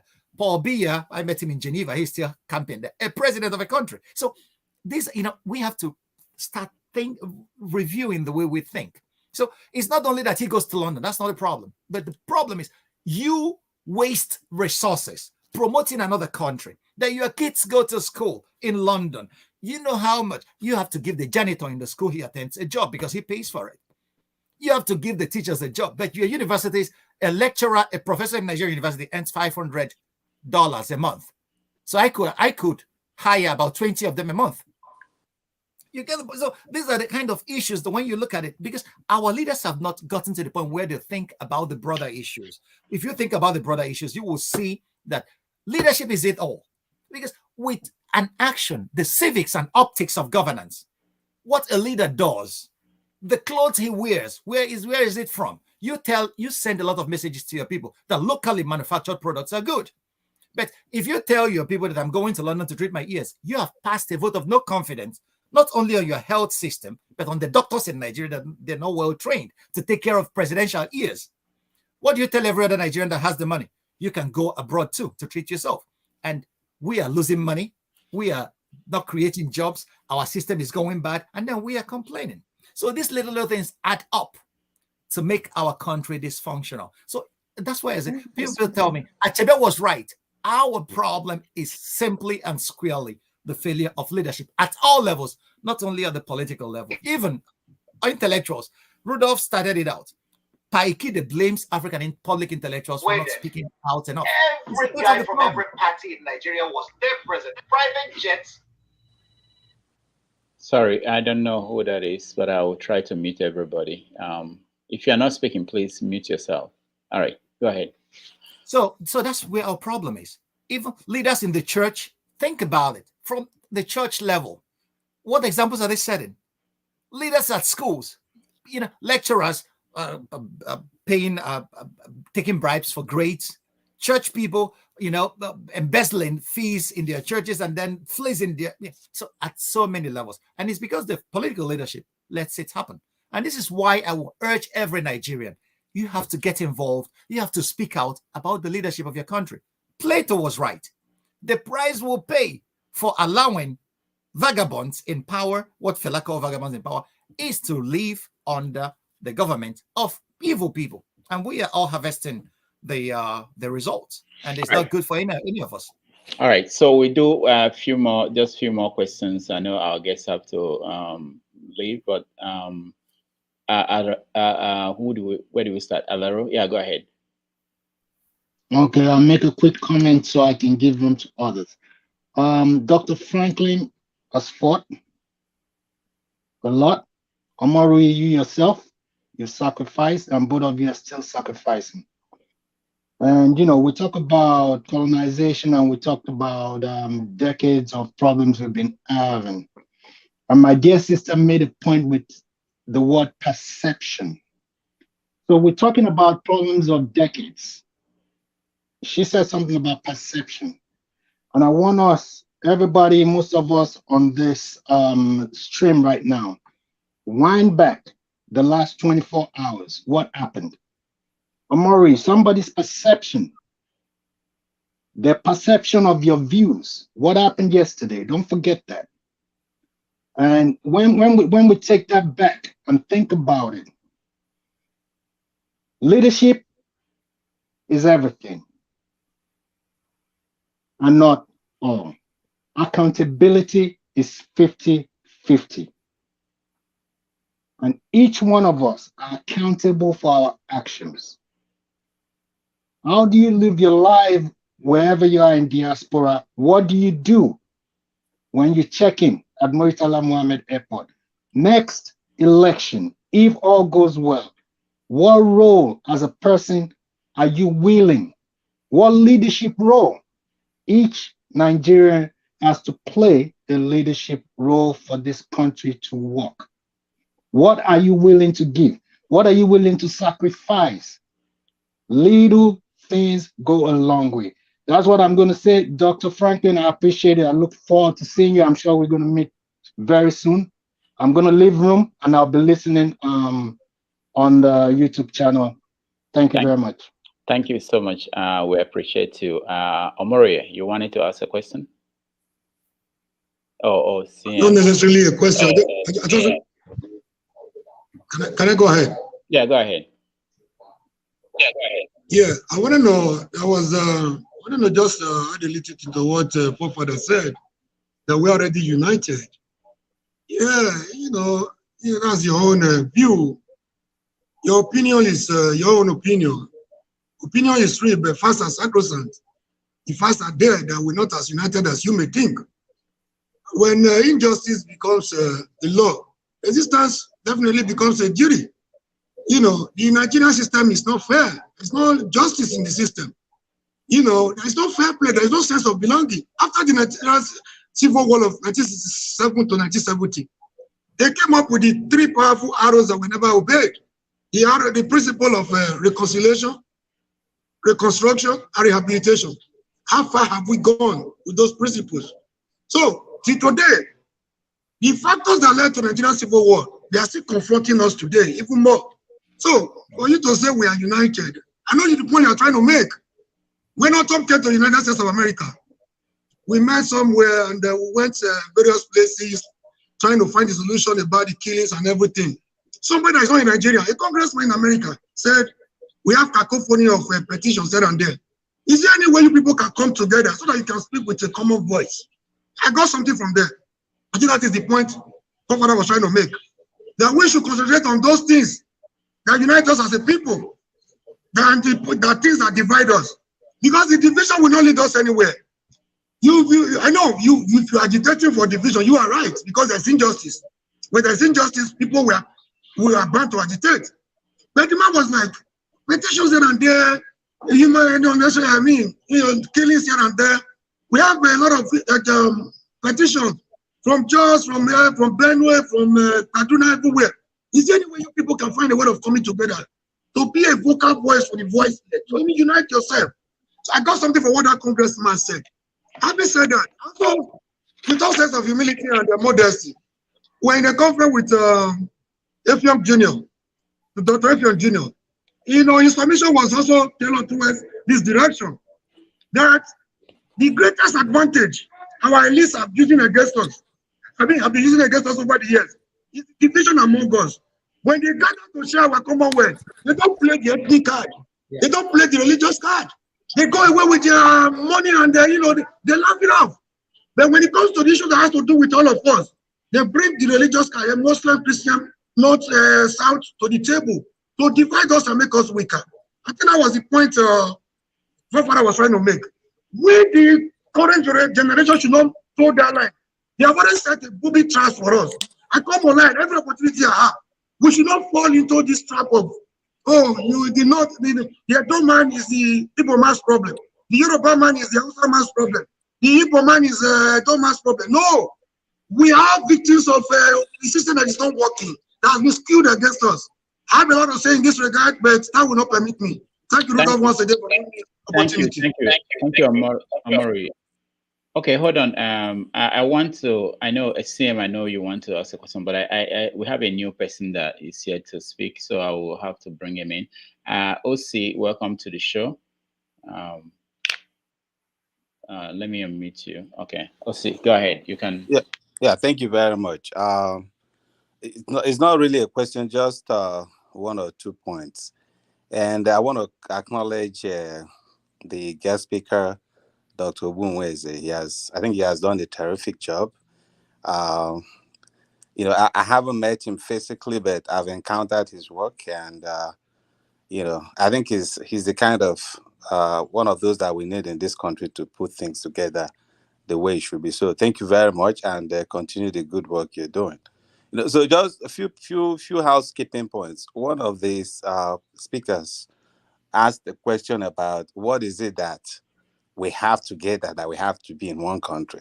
And I'll say a lot, because we're all human beings, and we are bound by, the pursuit of life, liberty, and the pursuit of happiness. Every human being of every hue and color needs that, and that's the common denominator. So not minding that, people for selfish reasons, they use ethnicity, they use religion, they use tribe and all kinds of things to divide human beings. But at the end of the day, we all want the same thing, which is to live this life in happiness. So let's have that at the back of the mind. Now, Nigeria is in a big mess. We all know that. And it's going to take a lot of work. It's going to take concerted effort by every one of us. We don't expect it that it's just going to correct itself in a day or two. It has to be, we have to make gain incrementally, and that means everybody doing their own part. Anything that you can add in a positive way, then do it. And maybe at some point we'll be able to get to that point. So that's just one of the few things I just wanted to highlight. The journey is far, but let's keep on doing this. Let's emphasize things that brings us together and try to eschew those ones that divide us, because there's always going to be 1,001 thing that divides us. But if you live with the mindset of half full instead of half empty, then we can start to make progress. Thank you very much. Thank you, OC, for that contribution. CM. Okay. Our guest, Dr. Ogbunwezeh, I want you to take your mind back to what you said, the example you gave earlier regarding Lagos State traffic laws. You run against or you commit a traffic offense, which is common in the Western world anywhere, and your vehicle gets impounded and auctioned. Don't you think that is too much of that is too harsh?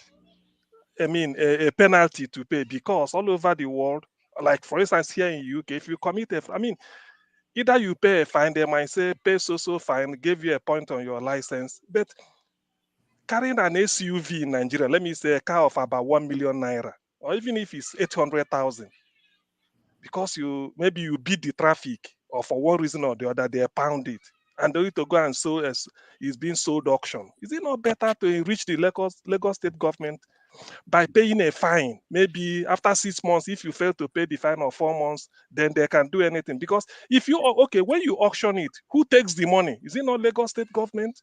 To me, that is obtaining what they call what is it called? This chap is called sometime in Chicago, in one book like that, they say you can't obtain a legal tax from an illegal investment or something like that. I've forgotten the term. Well, something that's against public policy. Okay. I get where you're going. It's not that I support the law. For me, the law, looking at Nigeria's circumstance is for me too draconian and too harsh. But the law must have teeth. Laws without sanctions is just not worth the pieces of paper in which they are drafted. Nigerians are very good in disobeying laws, actually, because the system has been, we have gotten that it degenerated so much that people don't regard the laws as anything, because the people who make the laws are the very first ones to violate the laws. And every other person learns that, and across time, there needs to be sanctions, because the Lagos traffic is obnoxious. If you land in Lagos, the amount of time man-hours Nigerians waste in Lagos traffic is horrendous. It cannot happen in any civilized society without them finding a solution. But we have failed to find a solution. And this is one of the ways that the Lagos state government is trying to use to mitigate that disaster which Lagos roads have become.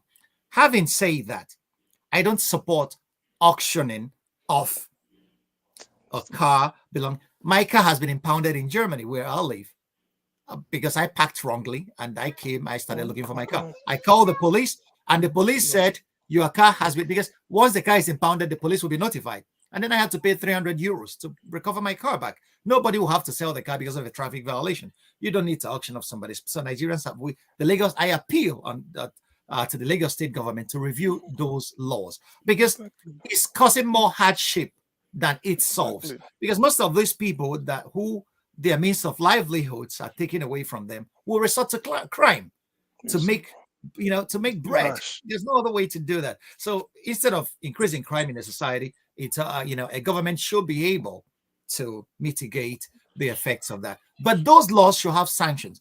Anybody caught violating traffic laws, because what Nigerians don't understand is that in traffic, you could lose your life in a second. It happens in a second. So if people don't obey those laws, then a society is not possible. So they should use fees to make people obey those laws. If you violate traffic regulations, you have to pay for it, like we all do across board in Europe and in the West. All right, I'll go to Maxwell and then Ijoma, and then we will round up, unless Franklin wants to stay longer. Go ahead, Maxwell.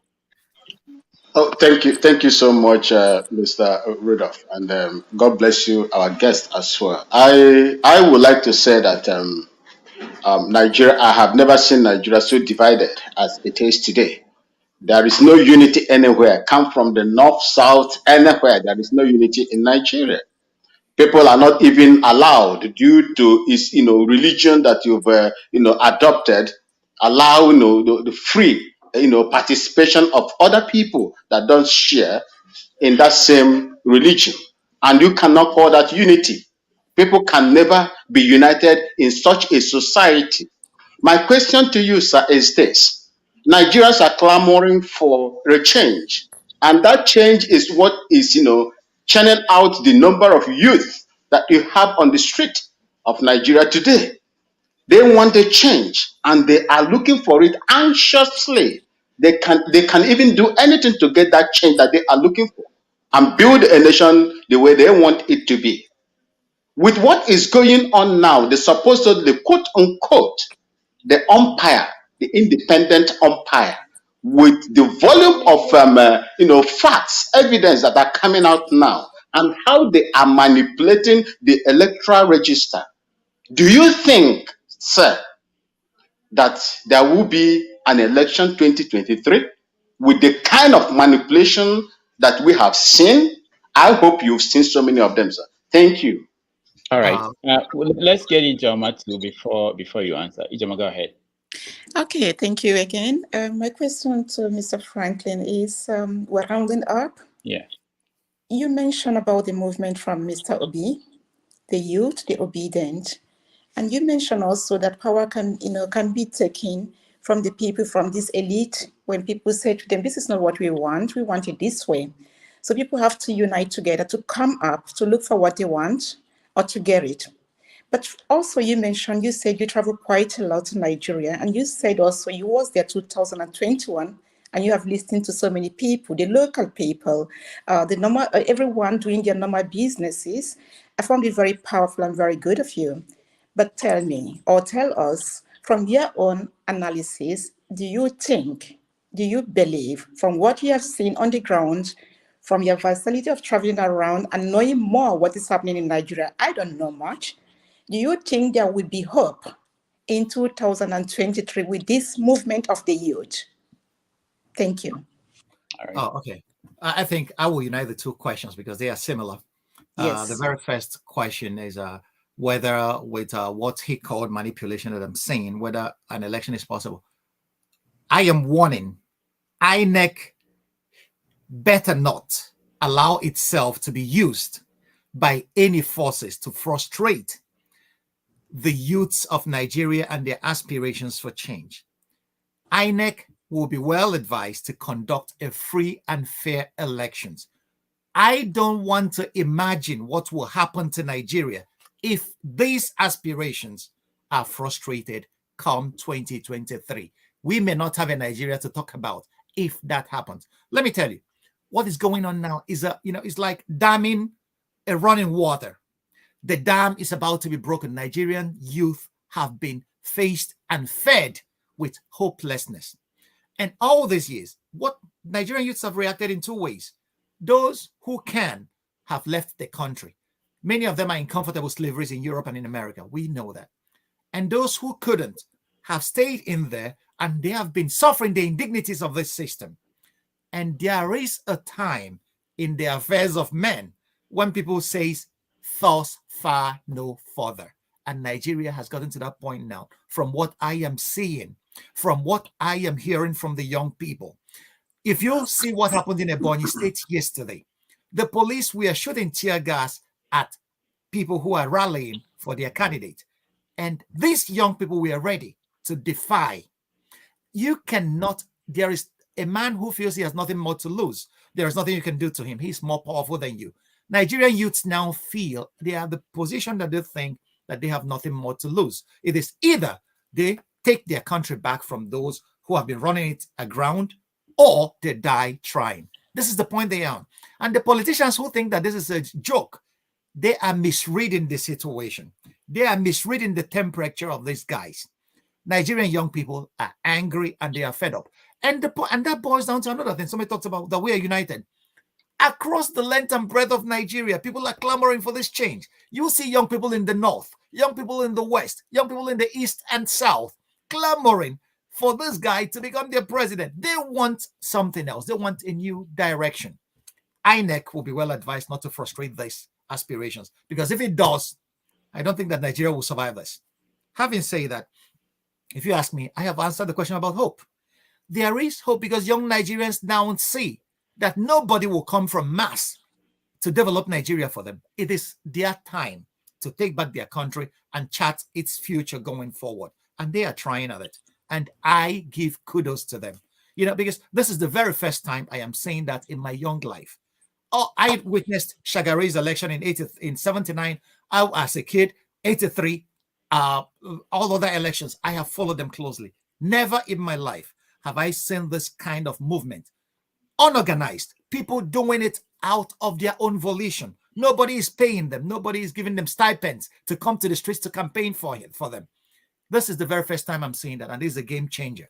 INEC should be well advised. Nigerians, I'm hopeful.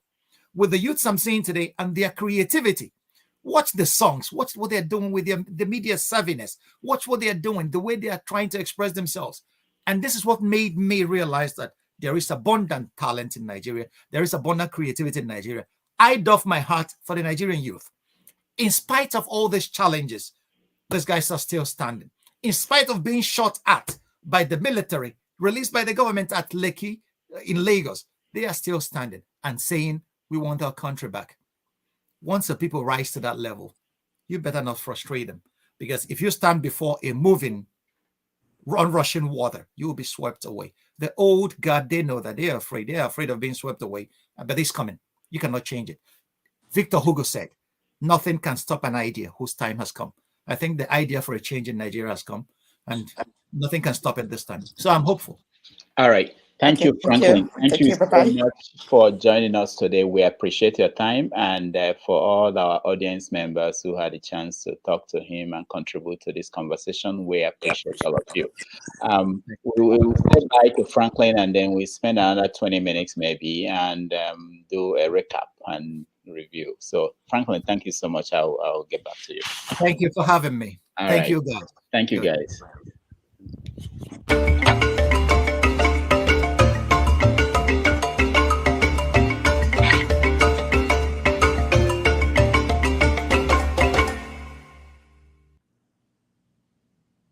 All right, so we're still on air. So, what is Maxwell? Yes. How's your business? Oh, we thank us. Thank you so much. Ndewo, sir. Ndewo. No You problem. know you're still on air. You are still on air, you guys. I said it. I just wanted to get a feedback from all of you about what happened. Forefathers, I'm surprised that the line of questioning you took this time, which is good. I was thinking that you have a question about when you're talking about his main platform has been the issue of insecurity in Nigeria and the danger that we are approaching what might be another genocide or a genocide in Nigeria. So I was thinking that there will be a question about how to secure the borders of Nigeria. That is never talked about when we talk about, and I thought that was your forte, that's your area. That Dr. C, thank you so much for joining us. Oh, my pleasure. My pleasure. Yeah. Thank you. I didn't start from the beginning, but I could tell that the topic is really generating a lot of heated exchange, and Yes. I am so glad to be here. Mm-hmm. Yes. And then for those who are watching, someone made a comment. I didn't want to bring the comment sections into the conversation a lot, but about the guests that we had, and if you have someone that you think is deserve to be on the show, please let me know. And if you can help us, sometimes the issue we have is how to book people, how to get people to join, to come on the show. We have requests for guests that are outstanding. Everybody you can think of, it's not like we're not trying to get them here. but we sometimes it's difficult, So, Have so we if you know tried our anybody, Mustafa? I have our Mustafa. I have a letter with him now, and he might come next week. I'm still hopeful. So yeah, everybody, I have somebody talking to him as we speak. I'm waiting for a date. I gave him some days that he could pick. That's good. So we are open to anybody. I didn't know that this guy was a security expert. If I had known, then I would have gone in the security distance. So I didn't know. But what I heard him talking about was more in general terms and talking about back to your tent and all those things. So that is what triggered me in that direction. That if you as an elite keep using type of terms, that is why the people are registering that kind of a message that we are divided and this is what we should reinforce. CM was talking about these things before. The UK has a north-south divide. America has the coastal region and the hinterland this thing divide. All nations have them, but if the leaders keep reinforcing it, that is why you go in that direction. And this is why I keep saying our leaders and our elites should start moving away from that and talking about solutions, like somebody highlighted. That's why I was triggered. Maybe I was a little bit too heavy on him, but I just get frustrated when they keep saying we should go back to where we were before Europeans came. I don't understand that logic. You see, I have always believed that every nation is a work in progress, and that work in progress, if it's a machine, what oils it is dialogue. Particularly in a country like Nigeria, where you have diversity in the best way you can think of. I'm not saying because dialogue brings out a lot. It doesn't mean that when we're dialoguing, we are talking about, he said you can't solve your problem, but do you know that this insecurity we have, if we keep engaging the people, like open dialogue, people are coming it doesn't mean you will hear the good, the bad, and the ugly all the time as we are talking about it, because people are having concern. Once in a while, you must learn something. But if so, something like so, for either through either knowingly or unknowingly, you foreclose, a discussion around that. No. What builds a nation building, the ingredient, the currency for building is dialogue. Dialogue with yourself, dialogue. Especially in anything, you bring it up. So as we are talking about it, people may even you may even win them over. Those you think that you can win them over and they will not see a reason. But when you foreclose it, either not without knowing it, that is when the thing now becomes combustible. People will say no, they don't feel whatever.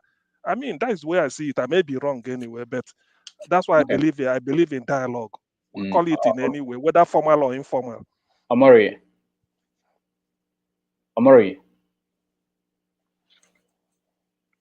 you up on leave?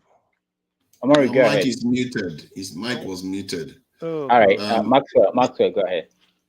Yes, thank you so much. I believe that in a situation where you have so many nationalities, ethnic nationalities, being boxed together in one, name, Nigeria, without the consent of the people, it is very, very problematic.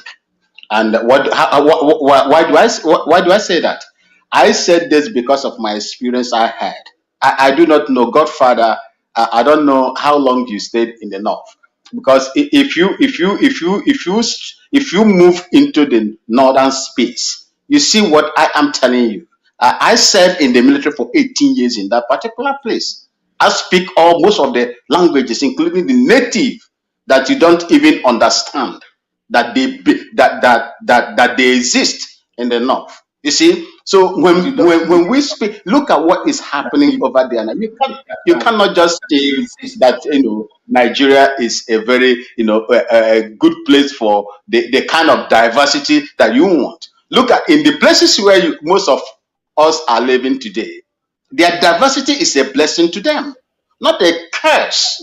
The Nigerian diversity looks like a curse on Nigerians. Okay, so these are some of the blessing. Go ahead, Maxwell.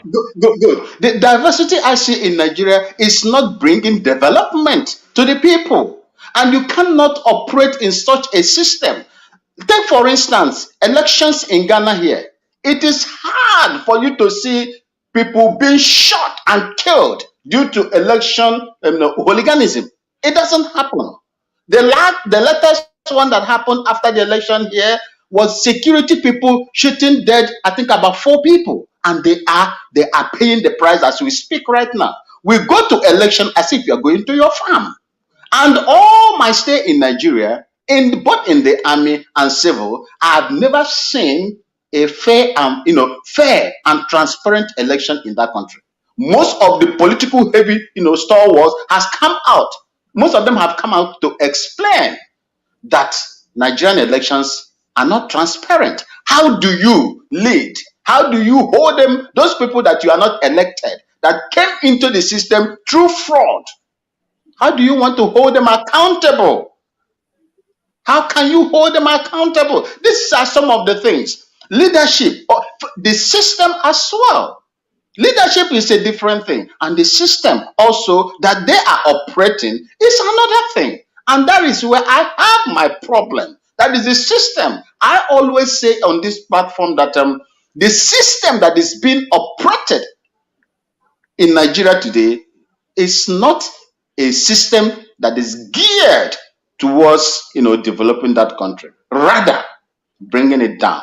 And Nigeria is going down if something tangible is not done. Thank you. All right, thank you so much. We have people who just joined us. Omori, you wanted to say something? Go ahead. Omori, go ahead. You're muted, Omori.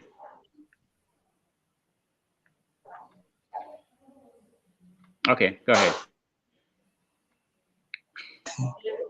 You meet? Okay. Sorry, I had some technical issues earlier. Yeah. Somebody mentioned of elite trying to preach unity than division. They can't preach unity because it benefits them. They profiteer from it. If there's anything they learn very well, no matter how intellectually hollow or morally bankrupt you think they are good at taking advantage of our division. It works for them. So they can never preach anything, whether in the mosque, whether in the mall, in the church, wherever they find themselves. They don't want us to come together because they know when we come together, their end is near. So this is my worry about the current, generation, our own generation. We cannot continue to wail every time. We cannot continue to complain every 4 years. So you see one thing, we are playing the kind of wrong politics they have been playing. This is the problem we have. A lot of us here supporting Obi today. We were at one time or the other, 2014 or 15 supporting, 2019 supporting Atiku Abubakar. For one reason or the other, I can't even explain. Either on religious trial, tribal trial, or political affiliation. So we are making the same mistake our forefathers have made. So it will continue unabated. So the issue is, we should not continue to fall into the booby traps they have set for us. So the earlier we get this, that we are all victims of this system that is not working, it's better for all of us. Or else we continue to wait forever. We continue to wait and nothing will happen. We go nowhere. So my point is, if they divide us, you remember how we were conquered by the colonial imperialists. They came, they surveyed the land. They didn't want to spend their own money. They had to utilize the existing traditional institutions where necessary. Areas where they could not find, they tried to create warren chiefs, which met with stiff resistance one way or the other. Like you complain about the North today. They were loyal, they were submissive to their traditional institutions, and they were easy to conquer. That is the divide and rule system. Our current crop of politicians inherited from the colonial imperialists. It works for them. When we are divided, we are weaker. They make us weaker so that they can conquer us. They try to, they separate Rudolph from CM. They tell Rudolph some sweet things to make you feel they love you. They don't like you. They go to CM and tell CM, oh, Rudolph, be careful of Rudolph. It doesn't mean well for you. You will not remember to come together because they know if you come together, their end is near. So this is the same mistake we are making. Let's stop dividing ourselves. Let's start to concentrate on those things that can unite us as a people. There's a lot we can gain from our unity. There's a lot we can gain from our diversity if properly managed. So look at what is happening in NAS, for example. Do you know NAS was supposed to be on the same side where with ASU today? Does not even know what the ASU chairman is saying. He doesn't know. He said he's not picking his call. Probably it was planted there by politicians to divide the ranks of students. We had strikes in my time, but we could not tolerate this nonsense. We could move from Akuma to Maiduguri. We could move from Benue to Lagos. We could move from Lagos to Enugu just to fight for our fellow students. And when we call, the VCs will answer. If they don't, there will be no peace until we leave. They will be willing to listen to us. When we enter, they will rise. They will rise. They give us ovation because when we come out, we'll be meaningful. It will be helpful for the students. It will be helpful for them for peace to reign. So I was listening to a NAS president one day. I was disappointed. Is this the kind of NAS leadership we have in Nigeria these days? We are driving from Akodi to we had an exam on Tuesday. There was a meeting. There was a conference. There was a panel that was set up to look into the cases of students that were executed from Maiduguri. NAS president then Moses Osakede had an exam on Tuesday. We're supposed to take off on Monday. He was supposed to have exam Tuesday, Wednesday. Moses said to us, "What do we do?" We said, "Okay, are you willing to miss your exam? These exams are very necessary. It's not something we want to joke with." He came back after 10 minutes and said, "We have to go. If we miss this opportunity, those people may not be, those students that we expect unnecessarily may not be reinstated. But if we miss our exams, we could write our exams as carryovers." We're like, "Moses." Okay, he said, "No sacrifice for the cause you believe in." So we set out for the journey. Unfortunately, we had accident on the way. Moses did not return to write his exam. But one good thing, those students that were expected were reinstated. Today, they can never forget Moses Osakede. So these are the things that, we didn't care whether they were from Edo, whether they were from Yoruba. There were people that didn't even know.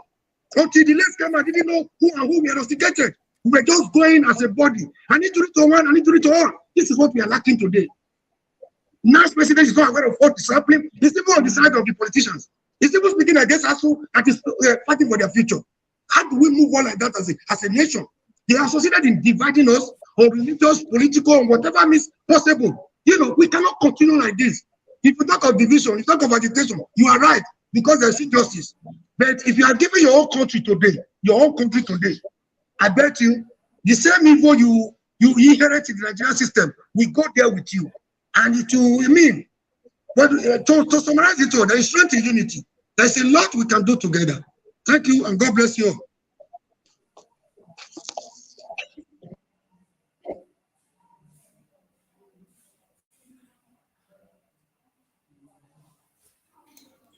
Rudolph, you're muted. Sorry, Dr. C, go ahead. We'll get to James and Son of God. Osi, you are muted. Okay, thank you so much. Yeah, thank you, Mr. Omori. Your passion is very palpable, and I think I tend to align with most of your opinion. Maxwell, I actually don't believe that. Yeah, greetings. Yeah, I actually don't believe that our problem is diversity. No, you're not going to get any democrats in the world, the successful ones, that you're just going to have one homogeneous unit where everybody is the same. The United States, where I'm calling from, it's almost like a mini United Nations. You can find every ethnic nationalities here. Some don't even speak English. But at the end of the day, they are held by the common thread. Everybody's held to the same account, literally, so that if you commit a crime, if you subject everybody to the same condition, namely, they all derive the same benefit or something close to that. If you commit a crime, you get persecuted. Then it doesn't even matter if, you have 1 million ethnic nationalities. The problem we have in Nigeria is the fact that those who pretend their face, i.e. our leaders, they profit off from our division, which is what Mr. Omori is talking about. India, a nation with more than 1 billion people, they have more than 800 and something language. And yes, somebody mentioned that they are together because they all speak Hindu. That is not true. In India, actually, Hindu is very popular, of course, but you also have like I mean, as a religion, but you also have Sikhs, you know, you also have Muslims who actually believe they are being persecuted. But again, India is still regarded as one of the successful democracies in the world. So the problem is not our diversity. And I could bet you that even if you divide Nigeria on using any parameters you meet, as soon as those units go out on their own, some people will start to agitate again. Because that is just human nature. There's always going to be one difference between one person and another. Even the family units, there's always going to be some division. Some people clinging to their mom's side, some clinging to the dad side. So that is not our problem, you know. I know it seems like that. Now, one of the big silver lining with this P2B presidency is that it's actually breeding a group of Nigerians that are looking beyond religion, that are looking beyond tribe, that are actually trying to put all those primordial divisions, which is what the politicians used to hold us down, they are rising above that. And that is what we should all try to emphasize. Try to reach out. Somebody talked about, having the dialogue. Yes, we have to talk. We have to talk because there's a lot of stereotypes going on in Nigeria. Am I still being heard? Mm-hmm. Okay. There's a lot of stereotypes going on in Nigeria. If you go to the East, from my experience, anybody who outside of Benue is regarded as an Hausa Fulani, which is not true. If you go to the North, they have these stereotypes about Igbo that everybody wants to be a 419 or not. And that is because we haven't been talking to each other. We haven't been listening to one another. We've always been relying on what is being fed by one politician who is trying to use that for whatever pecuniary gain. The issue of Boko Haram, if you remember correctly, it became at the time, it was crushed. But it was during one electioneering campaign, somebody wanted to be a governor, and all of a sudden, they started to recruit those Boko Haram elements, and the monster grew from there, and we couldn't get out from there. Because people are sowing divisions, trying to say, oh, these are Christians, we have to maintain this. So please, I would advise that we'll do all possible to emphasize on those commonalities that every human being aspires to. Let us do away with the issue of tribe, religion, and all those kind of things. It just fits on the pockets of those positions. It doesn't help an ordinary Nigerian. Thank you very much. Thank you, OC. I wanted us to end that too. All right, I'll get to hear from Son of God and then James, and then we call it a day. Son of God, go ahead. Hello, yeah, thank you for having me again. I'm not quite sure if I got the thread of what you guys are speaking about, but I think you're talking about security. And can you just give me like a summary? Because I just jumped in now. I'm not very obvious. Obviously, I've picked up a few things from what people have said. If you just give me like a 30-second summary. So No, we had a guest earlier. We had a guest who joined the show. So we're doing a recap of what we had and what we discussed. And that was the idea. But if you have anything you want to talk about, that's okay. You can Okay, I think I had a little bit of the guy. Okay, I think I know who you are talking about. Anyway, yeah. From what people have said, I mean, my only contribution here is that talking about how the politicians have used division to hold the country back. I think what the problem of Nigeria, I know some people have said that the reason why there are problems is because we have so many tribes, and you can't really have people from different ethnic nationalities or whatever together. Well, I know that the way Nigeria was put together in the very first place was not quite right. But what is happening now is that the politicians have, over the years, I think if you look back, if we had good governance, if we actually had good people in place, people who would come in and use the resources of the country to do good for the masses, I don't think those differences between people will be so pronounced. I think the reason why people continue to speak about it is that obviously the people from the north, because of how they've wielded power, they've not actually used power because they've been in charge for most of the time. they've not actually used power in the right way, and they've marginalized some particular parts of the country.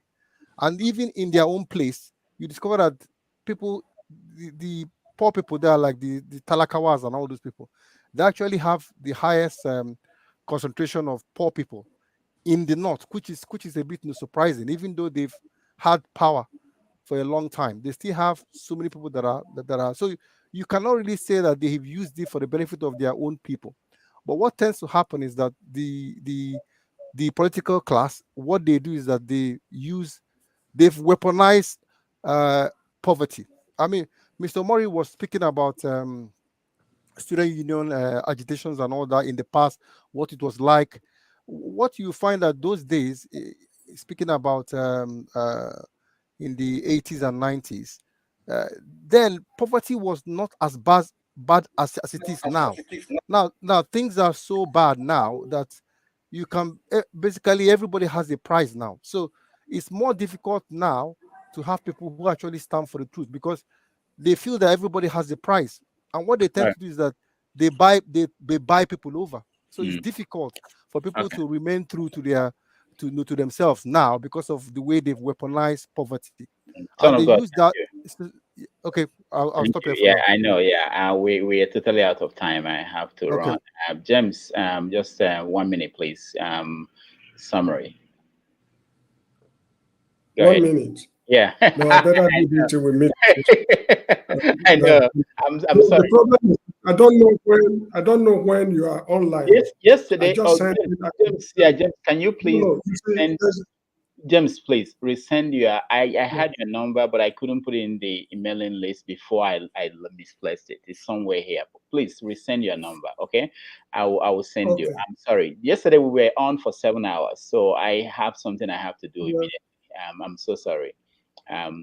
But I thank you for being here. I appreciate your time. I know 1 minute is nothing for you, but you can give me just 5 minutes. No, just give me 5 minutes. There's someone waiting for me out here. Okay, buy us beer and send. We could carry up the money the way surely. What is this? When I say five, James, this is what I will do for you. Coffee. James, this is what I will do for you, okay? When we are off air, you can hang out with people here. You can talk to them for as long as you want. But I have to get off the air and do some things. That is my number. 220 is the Gambian. Send it through the private. Some people will write you now. Send it through the private message. I'll get it. Yeah, private. Don't read the number. It's in the private chat. Okay, I'll get it. Right. Gary, how are you? Welcome to the show. Gary, can you hear me? Yes, I can hear you. Welcome to the show. I don't think I've seen you before. Have you? No, this is my first time, but I'll just follow up with your Dr. Damages program. Thank you. Where you are damaging all our president brain. Thank you. All right. So I appreciate everybody, but unfortunately I have to go. But thank you, Gary. Next time, okay? Next Saturday, please. Anybody who can join us next Saturday, we have 4 hours with a presidential candidate. At what time? At 11 a.m. New York. No, sorry, Nigerian time. 4 p.m. Nigeria. 4 p.m. So he's giving us 4 hours to question him. Any question from anybody. So let's come and challenge these people and see if he has something to give the country. All right, but we have to go, and I really appreciate everybody that joined us. Maxwell, thank you so much. CM, thank you. Forefathers, thank you. OC, Gary, James, Omorie, and Son of God, and we'll see you guys. Rudolph, that stipulation you did for hold on. I'll talk at the end. Okay.